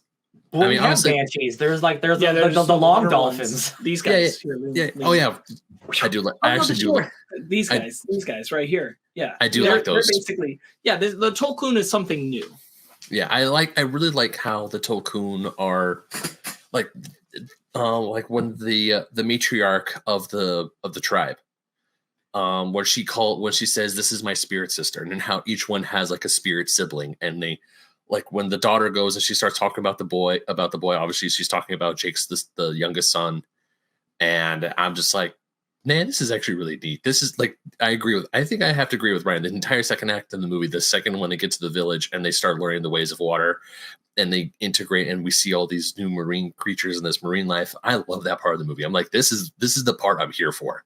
And I love seeing the wild. 3D was spectacular. Like this was some and we watched like IMAX 3D. Like I haven't watched an IMAX 3D movie in a long time. But like, man, this is some good ass 3D. Yeah. You know what? I would probably go see this movie again in IMAX 3D because I saw this movie just straight standard digital. I mean, it still looked absolutely phenomenal, but I can only imagine how gorgeous this looks in IMAX 3D. It's truly a visual spectacle, and I do think that's a testament to, again, like what is working about Pandora, what is working about this premise of like visual storytelling, and what he's going for is the fact that like all three of us more or less are like the second act is probably the strongest part, and in any other film like most people would say that's the most boring. Yeah. But for us, like what is working, what Cameron is getting across is this beauty of nature, this connectability, this spirituality of Pandora. All of that is working. The audience, I think in general, is responding to that. When I think people think most of the Avatar franchise, they rarely, I think, ever think of the action scenes. I think what they think about is the scenes like the air jellyfish connecting with Jake in the first film, or now for this one, like the bits with Tolkien, or the first times exploring the water. Like it's all this nature interaction is the stuff that's truly translating so well from the film. Yeah. And I wonder if Here's something I want to say to that though. Yeah. What Pandora Avatar is the only movie where it's like, wow, I really don't care about the characters. Because like when you think of all your favorite movies, it's like, wow, because they have incredible characters and like things you never like. But like we don't super care about these characters. I'll push back on that, but just to say, like the second act, who do we care about? We've already acknowledged is Kiri, Loak, and Took. All the people who we watch interact with nature in the second act, and they're all the not people really the main characters. Though. No, well, Loak maybe. I think in this movie, Loak and Kiri have kind of taken the film away from Jake and Neytiri, which is a little bit to the detriment of those characters. Yes, I acknowledge that. I think that I was stunned how little they were actually in this movie because I thought we were supposed to connect to them more. I think where the film falls short is not just completely bulldozing into this film is about them, and recognizing it's about the kids. Yeah, Loak is more. Yeah, he is because Loak is a main character, and Kiri's very much a main character, and I think those characters I'm connected to, the characters that the movie seems to at its core want me to connect to, I am. It's just that everyone else kind of got rippled away from the center. I'll give you that. Okay, but like I do like 2 of the 8 main characters we follow, which is this. It's like not liking like most of your Avengers. Stop it! You like Took so much. I remember when we came out of Took and Loak. Took is super cute. Took is a really good little girl. She's just a little girl living her life on Avatar, and she gets chained up twice. That's such a bummer for her. I like when she's like, I can't believe I got chained up again. Why would you do that to her, James? You know, we're touching on the children, so I think it's a good time to bring up that like Moati, the older son, does die. He's the death in this film. His name's Neytiri. Is it? Yeah, because it's Neytiri, but a male version of Neytiri. Yeah, Neytiri and Loak. I did look it up a little while ago. Muati? I've never heard Muati in my life. Didn't hear Neytiri either. I 100% heard Neytiri. I heard Nate something, but anyway, that's the problem. We don't know. No. You're much to your point of what you're saying. Yeah, it is a problem that he is, I would say, the most underdeveloped character in this film. So when he died, I only really cared because of Zoe Saldana's reaction. I agree. Yeah. And beyond that, I didn't. And that was a huge flaw, is that I just did not connect to that kid. Yeah. And that is such a bummer. Because like if you're going to kill someone, like in these scenarios when you kill a character, it's someone that you're connected with, so if you feel something for it. There's nothing worse in a property you're watching when someone dies, you're like, oh, okay. Then like what was the point of it? I was watching this movie, and once the Skype and like once the raid on the whaling ship happened, I was watching this and I thought to myself, Olison's gonna die. I'm calling it now. Hour and a half later, oh look, he died. Called it. Hour and a half. It's a long movie. It is a long movie. But still, like, because we were mostly I kind of called it because it was just like I could see it happen. I've seen this before, where we're focusing more on Luwak and his relationship with Pycon. We see it happen where he's trying to gain the respect of the other teenagers. That's why he goes out beyond the reef. That's why he's the one who gets in trouble all the time, and then that's why he constantly has this rivalry with his brother about how, oh, dad respects you, dad does all these things for you, I'm the youngest, so I'm the one who's always looked down upon. And then finally, after what happened, and right before he's telling his dad how to properly breathe and hold his breath, his dad finally says, I see you, son. Yeah. No, So the thing is that it's not interesting because it's a one-sided rivalry. The older son is essentially perfect. He's a flawless character, and so we spend very little time engaging in anything with him because not only does he's the best son, but anytime the other one screws up, he's like, no, that was really me. You did. He tries to take the blunt of it and the responsibility and protect him. And so he's so infallible at all turns that they just don't do anything with him. Yeah, a podcast I just listened to about this, they made the good point of they also knew that the older brother was going to die because once we stop paying attention to him and start paying attention to the younger brother and he starts getting developed, you're like, oh, one of these kids is probably going to go. It's probably the one that we've lost interest in. Yep. And turns out, oh, look, I was right. Yeah. I think Kiri's great. Yeah. I do like Kiri a lot. Like a lot of stuff with Kiri, I was in.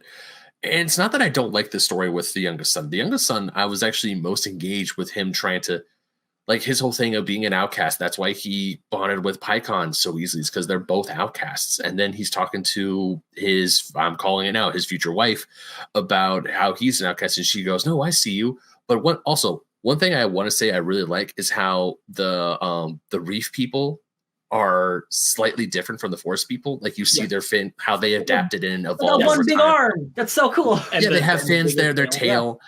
I think that's really cool. I think it's like, oh, they're still Na'vi, but how even their skin tone, they're like more lighter. They're more like the ocean. No gills either. They just hold it longer. Yeah, no gills.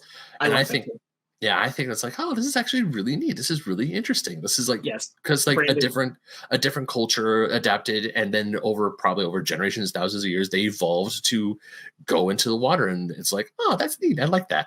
Yes, Brandon and I agreed that like the differentiation between them like provided a lot for just like, again, like getting into the good Pandora shit is having these very different types of Na'vi. It really feels like this is the movie James Cameron wanted to make the first time, and he just couldn't do it with the water. Sure. So he's like, I'm just going to have to do it again because I have to have a foundation, and we can't do it because I did the forest part first. So I just got to do it again with the water. And I respect that. One of my biggest problems with the movie is just the script. Like half of what these people are saying is generic as hell. Yeah. And only because they're so good looking is like, I'm invested in it. Yes. Because again, if this movie didn't look half as good, like how many oh my gosh, I think of how many of like these Marvel movies have like not great CGI, and like how that sometimes bothers me. And like if this movie looked bad the entire way through, like it would be unsalvageable.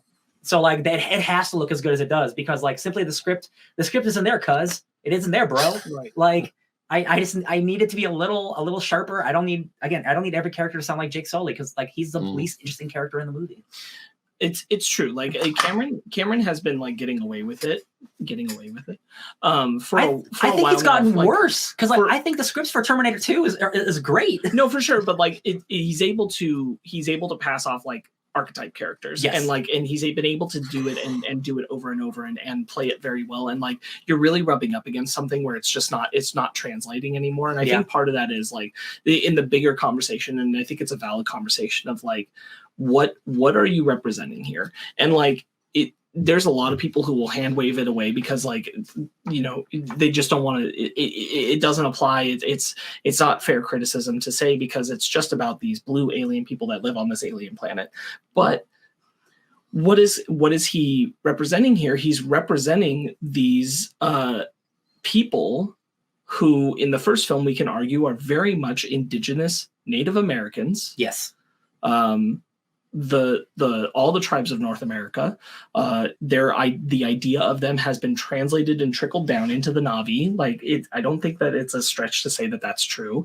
And now we're talking about what is multiple island indigenous people like the Maori. Oh my gosh! They're being featured here. And like, what are we saying about how we're representing these people, and what are we saying about with the film, who is representing them? Okay, so this was, the more I thought about it, the more actually it kind of made me mad, because the first movie, it is doing, yes, like Native American indigenous representation, but it's not focusing on one specific tribe or anything, right? Mm-hmm. This one, it takes us like 2 hours into the movie before the first water tribe guy goes like, ah, and they start doing like the Maori chanting stuff, and I'm like, oh, this is just part of the tribe, and we haven't seen it the entire movie, and then it goes away. We never see it again. It's one specific time that they do this thing. And it's a really good moment. It is, but it's never represented in the rest of the movie. I agree. It stood out to me too. And I'm just like, it felt jarring, because I'm just like, oh, I'm seeing stuff that I very much know.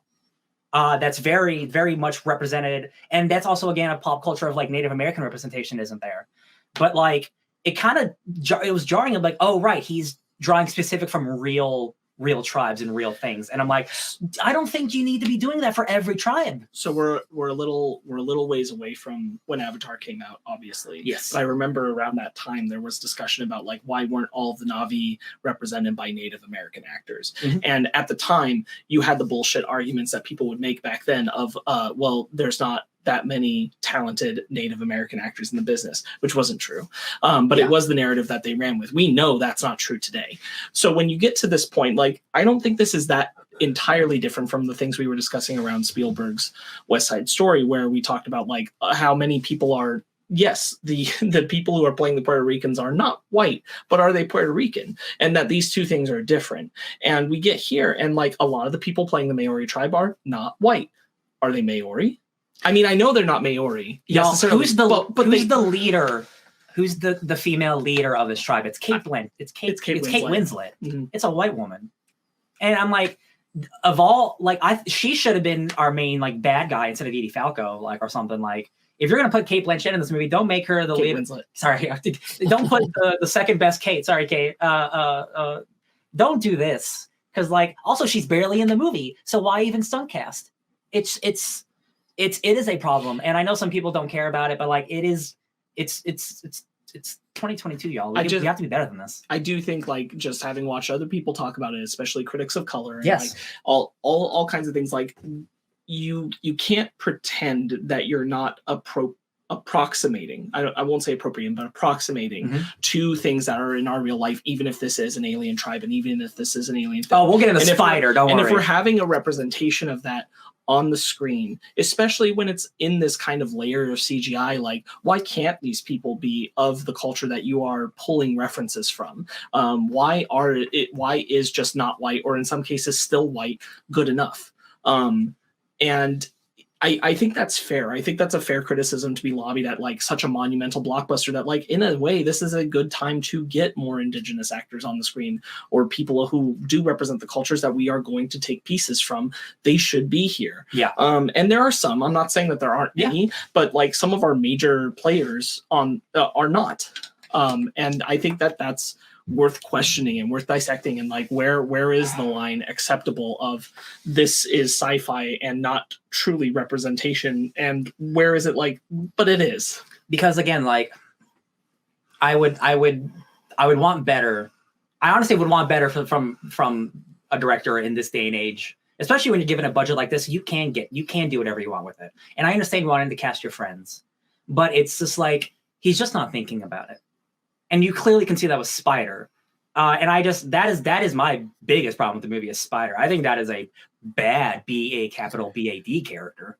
The fact that, one, he's the son of Koresh, which raises an infinite amount of questionable things I don't even really need to go into. But the fact that he's just here, and he's like a mild turncoat, and he's hanging out with his dad who wants to kill him but doesn't want to kill him. And there is an interesting anime story happening there, but it's not really in this movie. It's not in this movie. I think that there's an avenue where the plot point that is Spider is good. Yes. Like, purely on the a different form of humans being able to interact with the Na'vi that is not taking on an avatar body, I think is a good idea. And I think that is translated through Spider is not a bad idea. Mm-hmm. What bothers me is the interpretation of Spider should have dreads. That Spider says the line, "I'm faster when I'm blue," which, like, again, translate that over to blackface. Yeah. What does that sound like? Like, it is appropriation. And it's like, another thing. So Ben, he has dreadlocks, right? What does that tell you? What does that tell you about this human child that he has on a Na'vi planet? Honestly, he's just trying to be like the Na'vi. Possibly. No, that he was born with dreadlocks. Mm. His mother's a Na'vi. Oh. Do you think evil military Quaritch has a side girlfriend he's not telling anyone about? No.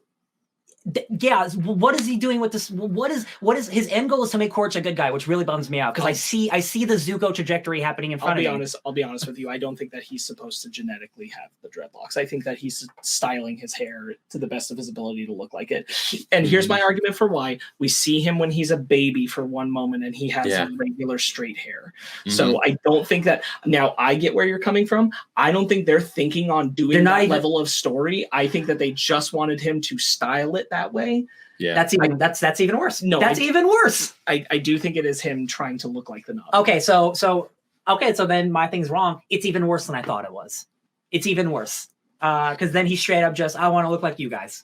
Also, I mean, really random question, but doesn't all of Jake's kids, like his blood related kids, have 4 fingers?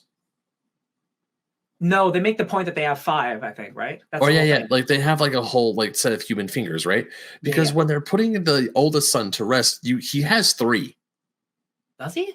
Yeah. I definitely wasn't paying attention, but I remember there was one plot point during the movie where like, yeah, you guys are outcasts, you guys are freaks, you have 5 fingers. Yeah. Yeah. But then when they're putting the oldest son to rest, he only has 3 fingers. I'm like, wait a minute, I thought he has 5. Was one of them adopted? I honestly don't remember at this point. Kiri was adopted. Kiri was adopted, but she has the full set of hands. Yeah, but she's from a clone lady. I don't know. There was just like one part of me is like I don't know that part. Then I would have to watch it again. I did not notice. Yeah. Anyways, going back to the whole Spider thing. I didn't know how to feel about Spider, to be perfectly honest. I was just like, okay, he's just a kid who's like playing around, and obviously Neytiri doesn't like him because he's interacting with her kids. He's it's really funny because Spider is also like kind of like the barometer of how technically impressive the film is because he's this real person in the midst of all of this digital stuff, and he fucking looks like he belongs the whole time. Like again, like this movie really is a technical achievement. Like it looks so good. It is so impressive.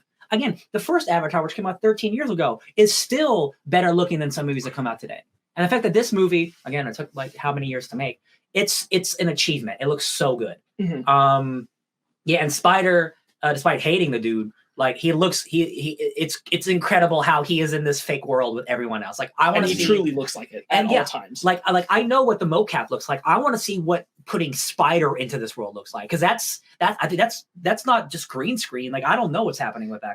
Grab any screenshot of him in the environment in this film, and he looks like he belongs there. It's super jarring. Yeah. That is I will say, once again, technologically speaking, that is an amazing feat they have achieved because not once did I think that this kid did not belong in a room with a bunch of green screened actors. He calls his dad a butthole at one point, and that made me laugh a little because I thought it was stupid. He's like something like butthole. Yeah, I did like the use of butthole. Yeah. Like, wow, I haven't heard a butthole in a movie in a long time. Yeah. It's when there was some Navi to him. That's right. Yeah. There was one thing I like when he saves his dad, and of course we all know that Quaritch's whole now driving force is just to get revenge on Jake and Neytiri, but it's like did he tell Jake or Neytiri that he saved his dad? And then you're hitting on like one of my biggest problems with the film. It is a gigantic problem to me that he doesn't. I think that you have undercut Spider. I'm sure it's going to be some dramatic thing in the next one. Yeah. When they find out that Spider saved him and didn't tell them.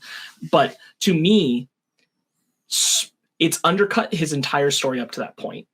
if Spider has spent his entire life looking at these people as family, Yep. and I can abide him deciding to save his father. I can abide it. I really like that when he did it, he still like he does it, and the guy like asks him to come with him, and he still does like the Navi hiss at him and everything. He's like, no, I still don't recognize you as my like I saved you, but I don't want to be with you. Yeah. But the fact that he goes back to them and he doesn't tell them he did that he'll let them live in the illusion that that evil is not out there for them, this thing that forced them to leave their home, that is constantly going to have them in danger, that I really, really like. That is an unfortunate, not so good, like feels like just for the plot rather than representative of what this character should believe or care about. Yeah. Again, listening to another podcast, like I didn't think about this, and it could be interesting for the next movie. That if the trajectory isn't that Quaritch becomes bad or becomes good, it's that Spider becomes bad, and he actually his humanness takes over, like and like it's like, you know, like the opposite of he's like a Darth Vader or something, like you know he was raised with these people, and then he is going to be their destroyer. He's the opposite, or he's the like that's a bold take if you just kind of say like even the best intentioned sky people just can't be trusted. Yeah, I think that'd be bold, and I don't think James Cameron's going to do it. Yeah, I was gonna say like he becomes a reverse Jake, where Jake, of course, was raised on Earth, raised as a Marine, but then falls in love with people. Whereas Spider, it was raised on the Pandora, but essentially raised by the Na'vi, and then turns against them to be with the humans. It's like because he's never really had a home. Like I mean, he is family with the Solis, but like Jake calls him the house cat when we first are introduced to him. So like he is more of an annoyance than like a real family member, a pet, right? Yeah, and by the end of the movie, that might have changed, but. He still doesn't have a real, hold on. He still doesn't have a real family. And despite Quaritch being a Na'vi person, that is his quote unquote dad. So like I could see the change happening. And I think that would be a much bolder choice. I just don't believe it. Like even Natiri is ready to off him. Like he sees Natiri go hog wild on some soldiers after her son dies. And he's like, you could tell he's like, oh, she's pissed. Like she is ready to cut him, to do like the whole soul for a soul, son for a son bit. And like when Spider sees him in the water, it's like, dude, just let him die, just let him be, because it's like when he saves him, and it's like, okay, we're gonna explore this in the next movie, I guess. Joy. Bringing up the Natiri like willing to kill him moment, I felt like the movie didn't leave enough room to explore what that meant for those characters. Like we know Natiri's not very fond of Spider, we just know that, but I felt like maybe in a future, but in this film, like I don't think there was enough room left before or after that moment to explore what that meant to those characters. Yeah. Like literally after it happens, neither one of them references it. Yep. Like if it's impacted, there's no repercussions that she almost killed him. If it's impacted who he is at all, it doesn't feel like it did. Or like that there could be an implication of an amount of trust that he had for her, or that she wasn't really going to do it, or this kind of stuff. Gosh. Like none of that stuff is built into who they are. They could have. They had the trajectory themselves by Spider is mad that Natiri is willing to sacrifice him so easy. So then he saves Quaritch at the end, and that's the right. Those things don't seem like they're connected, though. They are not connected, right? And then again, it's not. There's nothing with it at the end anymore. It's just like, oh, that's the end of the movie. It's Avatar. Or even going so far as I don't think that a clear enough line is drawn between Quaritch decided he wouldn't kill Kiri for me, so I won't let him die. Yeah, they don't draw enough of a clear line between even those two things. The red corkboard.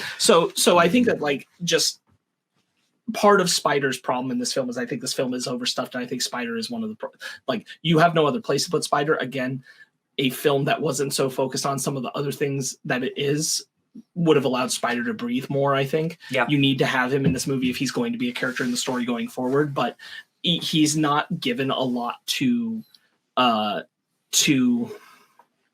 it's unfortunate the first time we're engaging with him, half of that time is spent with him being away from the family, because I think it's important to establish for us actually what he means to them and what they mean to him. He spent so much time and with I think Quaritch. We get a lot of like it kind of told to us, but it not shown to us. Oh my gosh. Imagine again that ending that we were talking about where it's a whole movie of world building. Right. In the end, it's a big rocket. And then that's where Navi Quaritch shows up. And he's like, what's up, boy? I'm your father. And that's the end of the movie. God, that'd be so Yeah. sick. Like, wait, he's back and he's a Na'vi and he's his father. You don't even need like the like you would still just like find out that Na'vi Korich is coming, but you've already gotten the implication just from like, again, we already knew beforehand because he has what I think is a good moment of dialogue where Kiri is talking about like wanting to know who her dad is, and he's like, sometimes learning who your dad is really sucks. It's true. Yeah. And I thought that was a good like tee up of like his dad was Korich. Like, you know, from that moment that that's what it is. And I Yes. thought that was really good. I agree. I would agree with that. Yeah, even when they go to the shed, he's like, dude, this is where your dad and my dad fought. And he sees like how Korich, the original Korich, died at the hands of Jake and Neytiri. But I actually like that ending a lot better, where it's like they learn the way of water. They learn all. They're just like, hey, there's like this whole tribal thing. We could take all the cool Na'vi stuff, and then when the Sky people show up, I would have liked that. I probably would have liked that a little bit more than this. You could have done it even as like a, not necessarily that I want every film to do this, but like again going back to that, what if we lived in this reality? But like where Jake, to earn the trust of other Na'vi who have not trusted him post Avatar 1, has to go show that he can learn to be part of their ways as well. And that's why he has to go do this way of water thing. It's not necessarily for protecting the family, it's for proving I belong here, I'm part of you as well. Kind of thing. It's Jake reintegrating himself again into a wider culture. Like there's a council of Na'vi leaders, and to be recognized as a true leader of the Na'vi, he has to learn the way of water to prove to the other clan leaders that they can be that he can be trusted. He's not going to betray them. That would have been pretty cool. Yeah. One of my biggest problems with this movie, the more I thought about it, the more it kind of irked me, is how super similar and super close this film was in terms of the ending story to the first one. And what I mean by that is like how obviously they take out the ship, they take out the whaling ship. They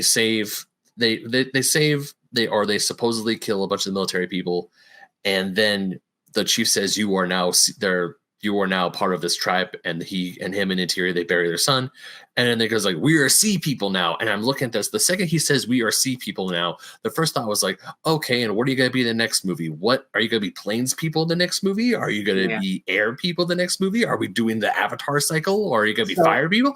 Are you going to move to another thing? It's like, oh my god, this is just like rinse repeat. Here's the Avatar of showing off all these different climates.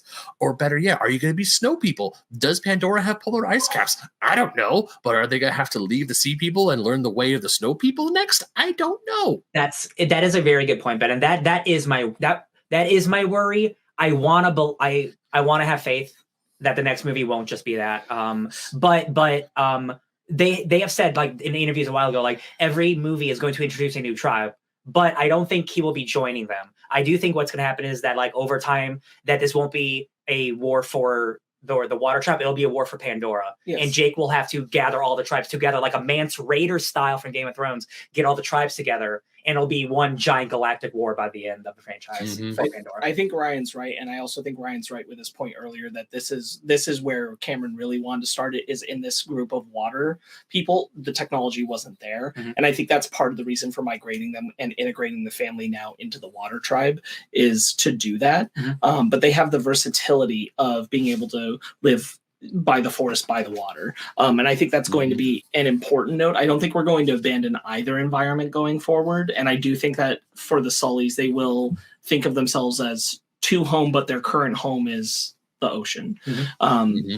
In that note, like, we give Cameron a lot of credit for how he fleshes out the world, as we rightly should. I think he's done a great job of thinking of all these species and how they interact and the way they function and everything. What I wish he'd fleshed out more, is while we're talking about that second act, what I think this film really could have used a lot of is they make a great point of when they get there, because they are physically different. How will they pull their weight? And we never actually see it. We never actually see that, like, what they have to do to gather food for the tribe, or how they have to do, like, what are the tasks that they have to measure up to prove themselves as a net get thrown we once. see them learning things, but we don't see them doing the things. And I kind of wish there was room for that, because I think that's where Neytiri should have had a whole arc in this movie, is her having the biggest struggle with converting from the forest way to the Oh my waterway. God, you're so right. Because like she really does nothing in this movie. She's barely in it. Because all of Jake's kids, just by virtue of being Jake's kids, will have some sense of adaptability that he has that Neytiri would be foreign to. Neytiri has only known one way of living up to this point. Jake has known two and has passed on kind of two in a way. And like, if nothing else, they understand the separation between Sky people and Na'vi and their different customs and ways. So Neytiri could have had a whole arc of struggling the most with this change, and that we could have seen how that worked into her having to prove herself as living into it. And I wish there was room for that kind of story here. I agree. Speaking of change, it's been like 15 years and Jake Sully is still talking like a military person. Well, this is what like, he's still like, this is what I mean. I keep my family, you know, I trained him like Marines and he still talks like he's a military dude, but he's fully Na'vi and talking about Sky people. Like, why is this character like reverting?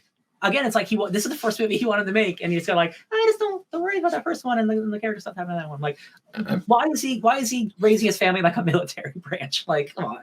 I mean, the only reason I can kind of push back a teeny little bit on that is when he is conducting the raids with the other Na'vi, that he reverts back to his old military tactics, because obviously his military tactics are working.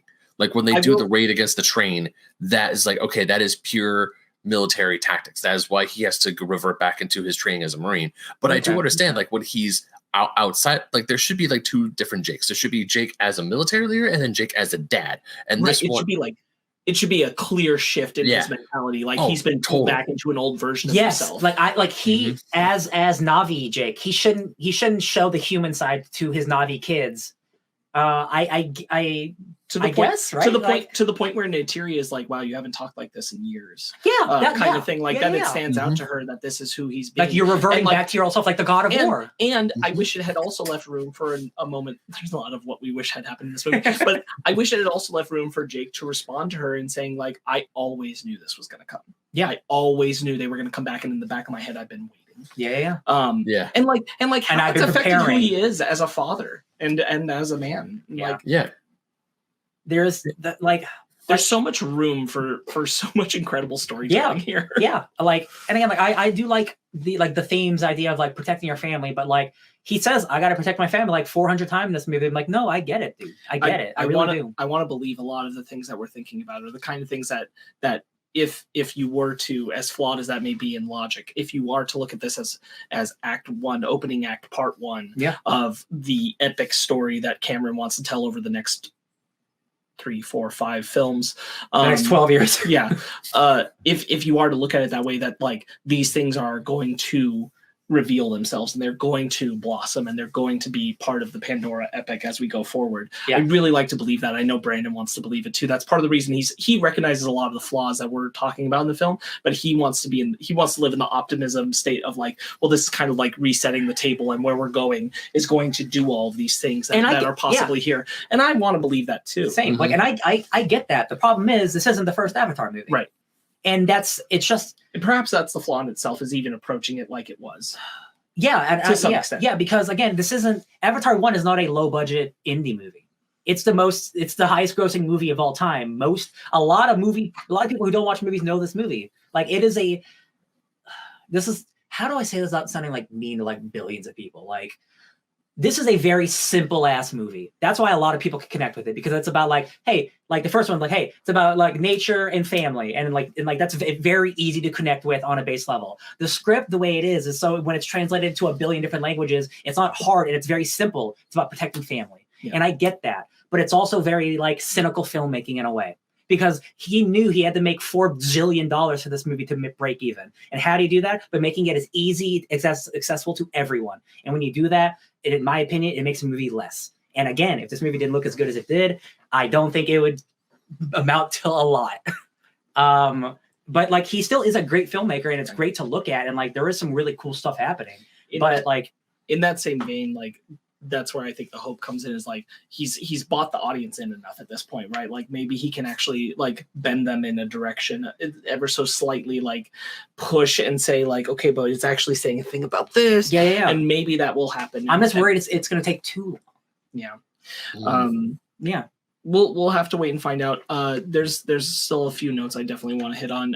How do you guys feel about my concern, my fear about the Quaritch storyline is that I don't want him redeemed. I don't think that's a good story. I'm maybe open to the idea that he is afraid of the fact that as a Na'vi, he is being pulled towards Awa, towards connection. Kylo Ren style, yes. And I'm open to that idea that fear starts to present itself in him, that he's like, I believe these things the same as Jake did. Oh no.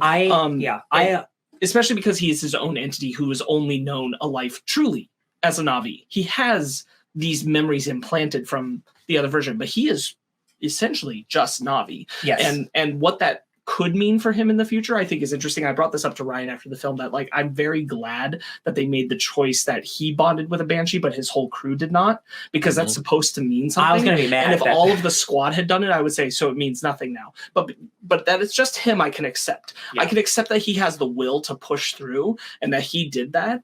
But I also think it's going to affect him. I think he's going to start to be changed because of the experience. I 100%. They didn't kill him in this movie, and they have his son. He has a son now on Pandora, which makes me firmly believe he will get Kylo Ren. He will get redeemed. I also don't have a problem with that. My problem is I don't find Quaritch totally interesting enough character for him to be our antagonist for 1 to 2 to 3 more movies. Not yet, because like the template is there, but they didn't do enough with it in this film. This idea, Brandon really liked it, and I didn't think it came far enough. I don't think you did either. Of that he is a separate person from the original, and that where does that blurriness come in for him? And I don't think the film does a good job of illustrating it at every point. His entire mission is to kill Jake the entire movie, which doesn't make sense when he also says, I'm not the same person, so why is he so obsessed with Jake and Neytiri and revenge? Why does he care about this child? That if it's not his, why does he care? It's because it's his child. It's because it's Quaritch. Like they can, like, I'm a fan of this. I love Westworld. Like I like this type of shit, but this is like bad execution. I will say on the kid one, it's not in the movie enough. I agree with that. But I will say, like, I do think that there's a presence enough that in truth of what he says, when he says he was not a good father, I am not that man. And I think that he can see through the lens of those memories who that man was and say, I don't agree with him as a father. Maybe I can be different. I kind of pity the kid. I can recognize that level exists where he's like, he as a third person observer of, I think that would happen to any of us, a third person observation of our own memories and recognizing where our flaws are. Maybe that was a major one. And he's like, I can be different from that. I'll agree with that. I can buy that. I just wish it was a little more present in the film. But it's also held in hand with the, like, I'm obsessed with revenge on Jake. Whereas like that could have slipped away as well. Yes. I 100% agree with that. I think my biggest worry is that this is going to be a Hobbit situation where this is a story that does not need to be stretched out to 3 to 5 movies. That's what I'm worried about. Because if it's just going to be more Sky people are coming and I got to band the crew together, and the script doesn't get any stronger or better, like it's going to be the same writing team for all these movies. All the scripts are done already, right? So like we're locked into what it sounds like, which really worries me because I don't know if I can watch 5 movies of Cousin Bro. And the room is there. The room, we just went through a whole bunch of ideas. The room is there to expand on. Except Avatar 3 is done filming and 4 is in mid-production right now. So we'll see if this movie makes $3 billion. I'm curious because it's made a lot of money. It's way below expectations so far. It's only at $450 million. Yeah, I was just about to ask, do we know how much Avatar 2 has made? Because I'll say I went to a later showing, and it was like the second week I want to say the film's been out. My theater was practically empty. I mean, there was a few pockets of people here and there. Ours was not full either.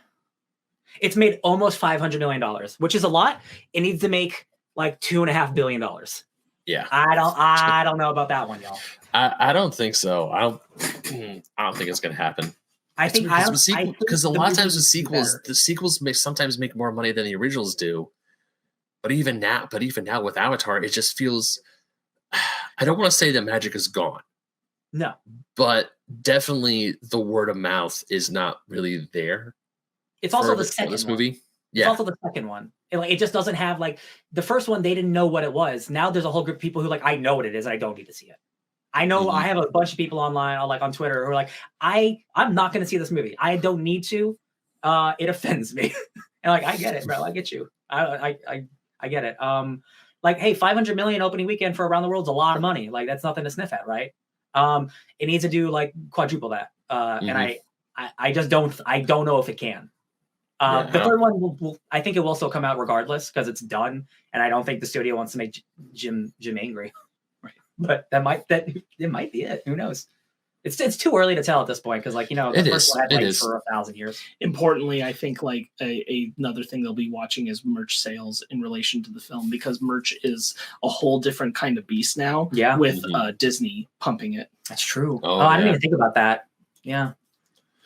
Yeah, people in Florida want to go to Animal Kingdom to go ride a sky banshee. I'll tell you what. I'm very online on Twitter. I can tell when things are popping off in the world, right? Like a lot of people talking about it, hashtag like trending and stuff. Not a lot of people talking about Avatar since its release. Only the film nerds who won't stop raving about it are like talking about it. Like, and that's usually how it is with movies like this, like big temples, like a Doctor Strange or like a Thor. Like there wasn't a lot of buzz after that movie came out online. And regardless how you like those movies, about those movies, but like it's not having the same like zeitgeist online as the first one did. I think it's just because again it's a known property, and I don't think it's a better, like a super better movie. I don't think it's substantially better in the ways you need it to be to have legs like the first one did. Sure. I think that final act's pretty cool. Where the yeah, okay, I brought this point up. Ben, did you notice where did the water tribe go? In that I don't know. You know what? I was wondering the exact same thing. I was like, okay, where did they go? Where did they go? I brought this up to Brandon, and he was like, "That's a good point." Like, I just don't get it.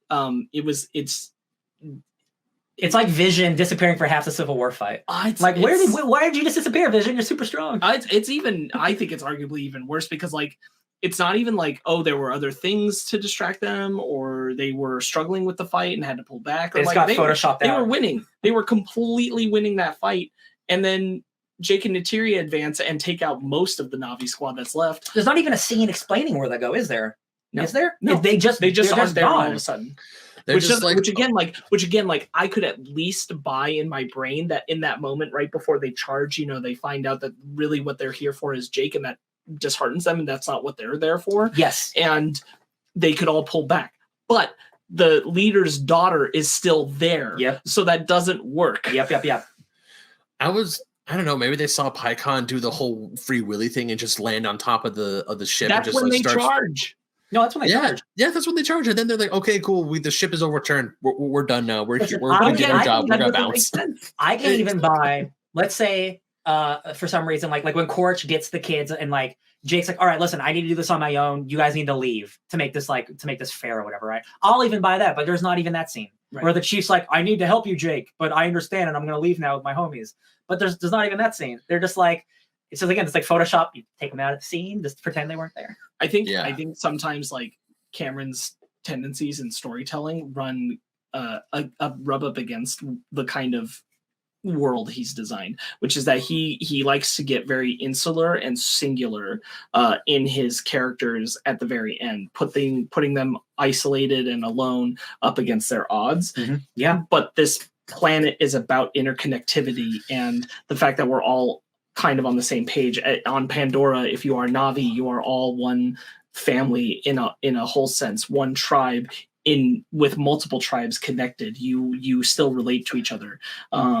There's not a sense of like war tendencies between them and all this kind of stuff. They kind of to some extent have their different ways, but still feel the same connection to their planet.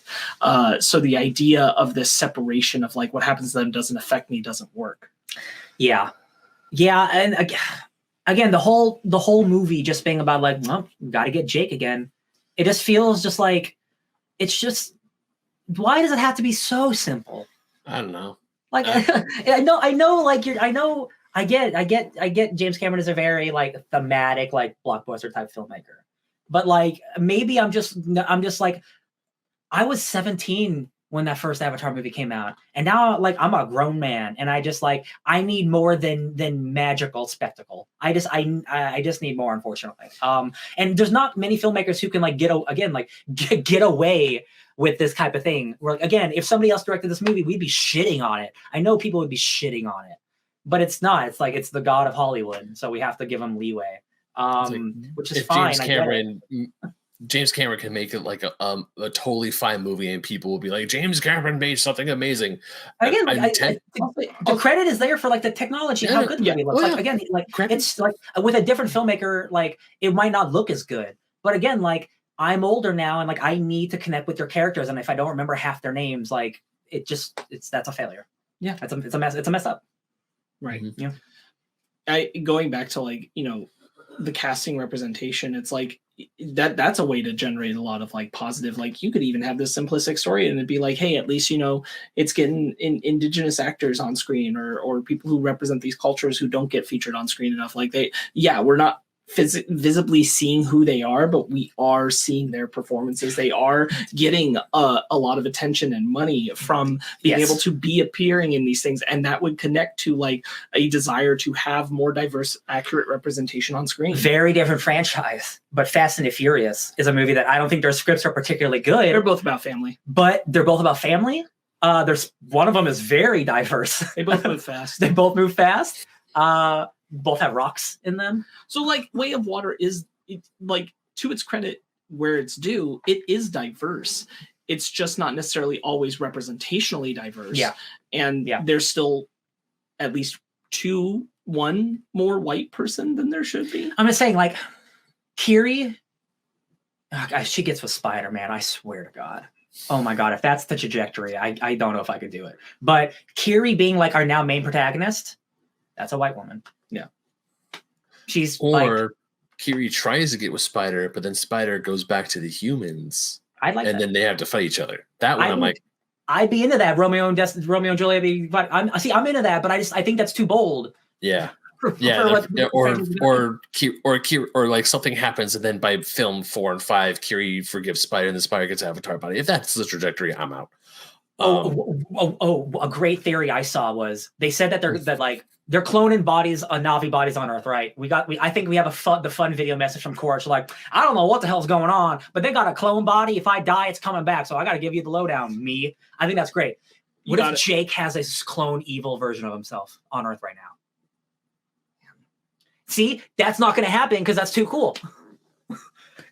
What if there was an evil Jake being cloned and he's like, you got to fight the bad version of yourself? Like, I think that'd be insane. But like, I want these movies to be bigger and like more, like spectacle's great. But like now that we're doing like being connected to God, I want this to turn into more anime crazy shit. And Kiri slowly is getting there. I think like she can control she's Aquaman. She can control like nature and stuff. Yeah, she can connect to Awa directly and move life. And I think that's cool. And I hope we get to see that on like a galactic scale, or like there's so much in this movie, and there's so much I wanted to talk about. But I do think the sequence where she sends when they're stuck in the ship and they're drowning, and she sends down the life to guide them out, I think is a really good sequence. Yeah. I think that's really, really strong. Groot would be proud. Hell yeah. I think it's great. Yeah.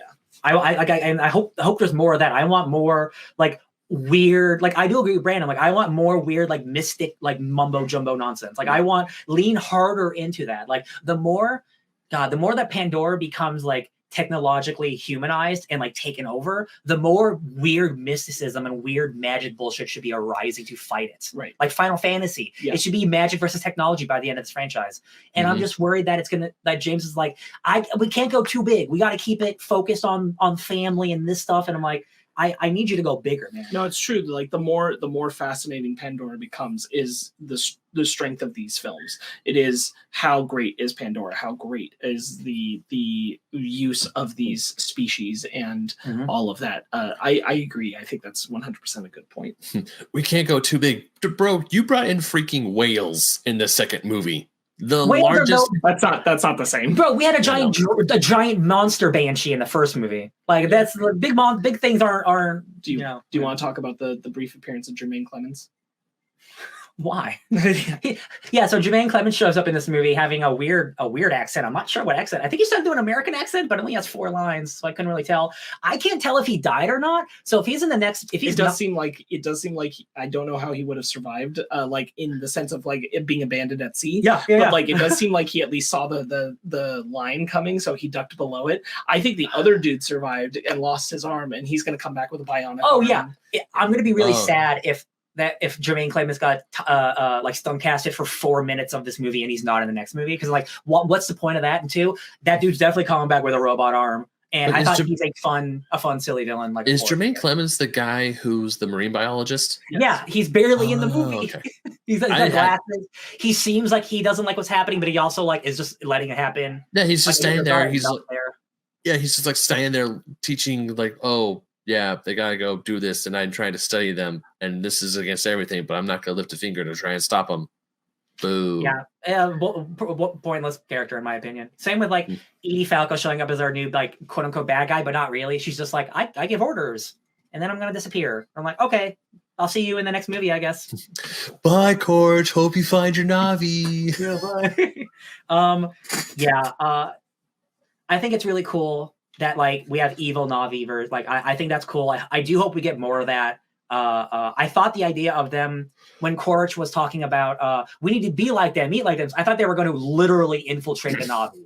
Me too. But then they had like literally tattoos on them, so they couldn't. Again, like, you know, you can only take that idea so far, and like that's a very military tactic idea. Yeah. But like I do think that if that is more of what he runs into or anything, like I really hope that they still go with the original Avatar route, which is kind of like if you do that, you're kind of going to be changed by the experience. I don't think you can be the same person on the other side. Yeah. Like what Avatar does do very well is communicate this idea of Jake integrating completely into being part of this other culture and this other society to the extent where it's fundamentally changed who he is inside. Yeah. Now this movie walks that back a little bit just in pure dialogue sense, but I still think that's the heart of the character and what made it work. And I think that experience should happen to any human who connects to it, is that they're being changed by the experience. And so I think Courage should be the same. Yeah, I agree with that. Yeah. Mm-hmm. Any final notes? Let's see. Do we miss? We talk about the final battle. The game is on with Avatar 3. Oh, we got to prepare for the sky people. I'm a water person now. We talked about Grace being in a coma, having a baby. There's so much in this movie. Yeah, but like, no, I'm just trying to think of like all the really. different things to talk about. Yeah.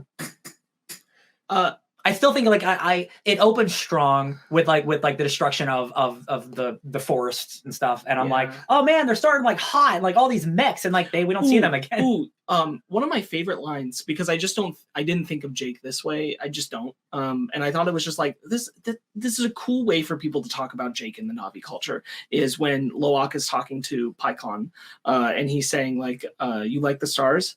My dad came from a star. Oh, yeah. And I was like, man, that's pretty good. That is good. That's a good line. Like just the way they think about him, like my dad visited us from the stars. That is cool. Yeah. That's like ancient mythology kind of level conversation about a person like that. And I really like that. That's the way the kids think of Jake. I like the teenage princess because it's daughter. It's so much nicer than saying like my dad used to be sky people. Yes. It's like my dad came to us from the stars. Because he doesn't think of him as a sky person. Exactly. My dad came to us from the stars. Not only like that, he didn't live. He was not in his home, and he came home from the stars. Kind of a mentality. I think is really not only that, he says that one. He came from that one there. He knows where Earth is in the sky. And I thought, I do like that line. That line is pretty cool. Also, I do like the daughter a whole lot. I mean, other than that, What's her name? I wish I knew her name, Ben. Which one? The daughter of the tribe, of the water tribe. The ICU girl. Yeah. Mm-hmm, I don't know your name. I'm sorry. I don't want this to sound mean, because I do like this movie, but I don't love this movie. And once after talking about it and after seeing it, this is just another Avatar movie. I've seen this before. It looks nicer. Yeah, it just looks nicer. It's a new location. It looks nice. I don't want to say this movie's kind of meh, but because there's like so much grand spectacle in the technology of what they can do with the underwater effects. But then the story, like the way I was thinking about this earlier, if once we finally got to rate it, the technological aspect, straight 10, absolutely stunning. Everything else, it's a 5. Yeah. So I'm trying to meet it in the middle. And I guess if it's okay with you guys, I'll just do my rating right now. Yeah, This movie is a 7. Yeah. It's Yeah, still good. It is still a good movie. I still had fun. I was engaged with it the whole time. I was looking forward to see what would happen to these characters and what would happen at the end of the film. But there's a lot of like sequel carrots. There's just a bunch of other stuff there. Whereas like the last Avatar, the sequel bait was Jake opening his eyes as his own avatar, and then it's like maybe not. If the original Avatar was just a single standalone film, it's like, hey, this is a really well done movie. And the environmental messages in the first movie are not subtle. Same with this one. They are very in your face. Not that I'm saying that's a bad thing, because we should take care of our planet, because holy shit. Mm-hmm. But the story that is presented to us, the dialogue that's presented to us, it is like very, very middle of the road, very bland. But then the visuals make up for it. So I would have to say this, I mean, it's still a fun time. If you like the first one, definitely go see the second one. But other than that, it's just like, yeah, it's another Avatar movie. It looks great, new location, but you're going to get a lot of what was in that first one. So I would say this movie's a 7.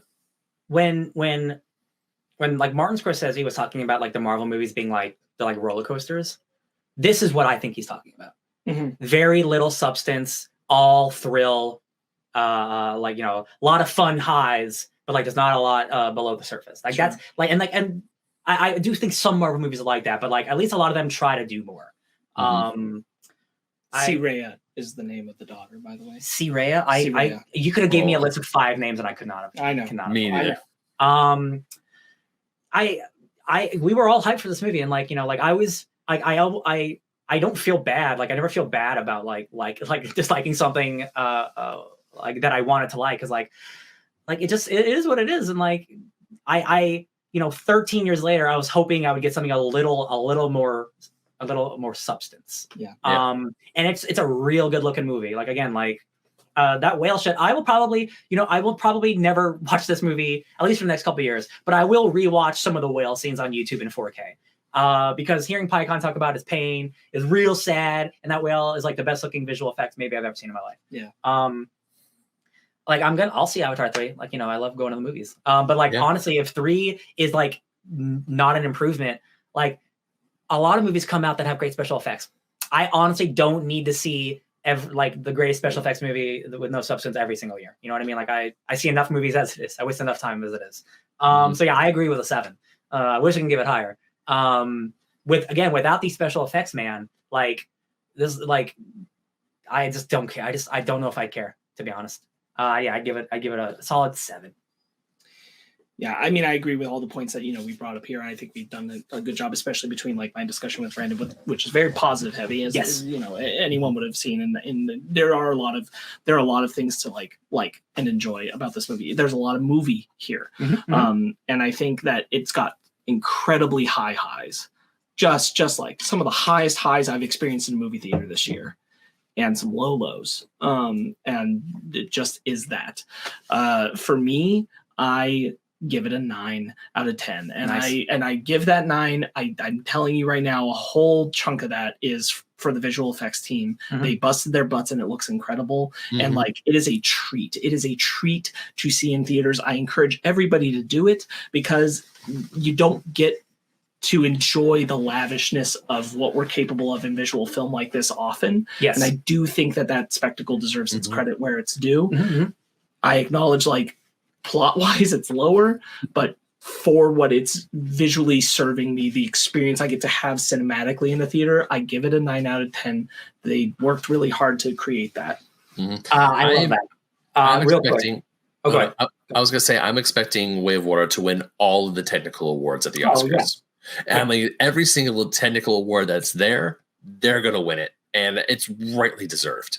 100%. This, like Sparkz, you said, the technology in this film is amazing. What these visual effects artists have been able to do, what these designers have been able to do to bring James Cameron's vision of Pandora to life, especially because we saw the water, or we saw the land, and we saw how the trees are, and the forest look in the first one, and they look absolutely stunning. But to see what is in the ocean, to see what it is in majority of, I'm assuming Pandora is kind of like Earth, it's mostly water than land. It looks gorgeous. Yeah. It is absolutely stunning. And yes, all the credit to the visual effects team. Yes, 10 out of 10 for the visual effects. Absolutely gorgeous. Win all the Oscars. Just we don't have technical Oscars this year. They all go to Avatar. Sorry. Yeah. I wish I can give a higher score, but like, movies don't live in theaters; they live on your bookshelf on a DVD. Yeah, and like, I don't think this movie is a 9 out of 10 when we're gonna watch it in a year. And my opinion may change. But that cinematic experience is very good currency to me right now. No, I get you. So I reassess movies all the fucking time. No, I get it. I know it's like, podcast nonsense. Yes. So I think that'll do it for Way of Water. That will. This is probably totaling out about 3 hours, so still not as much as the movie. A solid and fun review. You could almost run this in tandem when you get it on Blu-ray. Commentary. All right. Ben, where can people find you? You could find me on the internet at BenMagnet27, Instagram, Twitter, TikTok. You can also find me writing for Old School Gamer Magazine, Fusion Gaming Magazine, GoNintendo.com, and playing Mary Frankenstein in the D and Dark podcast. Awesome. Ryan? You could find me searching for that AWA pill, because I desperately want it, at DJ Tony Snark 616. Yeah. And you can find me at Sparkz Witty on Instagram, Twitter, SPRKZ Witty. Check out all the Fake Nerd Podcast stuff here on the YouTube channel, through all our stuff, fakenerdpodcast.com, all that wonderful jazz. When this is coming out, we probably have our holiday annual dropping pretty much the next day. If not, these things are pretty close together. And there's a couple of other surprises for the holidays. So keep an eye out on the channel. There's a lot to check out. And until next time, stay fake nerds. I see you. I see you. I see you.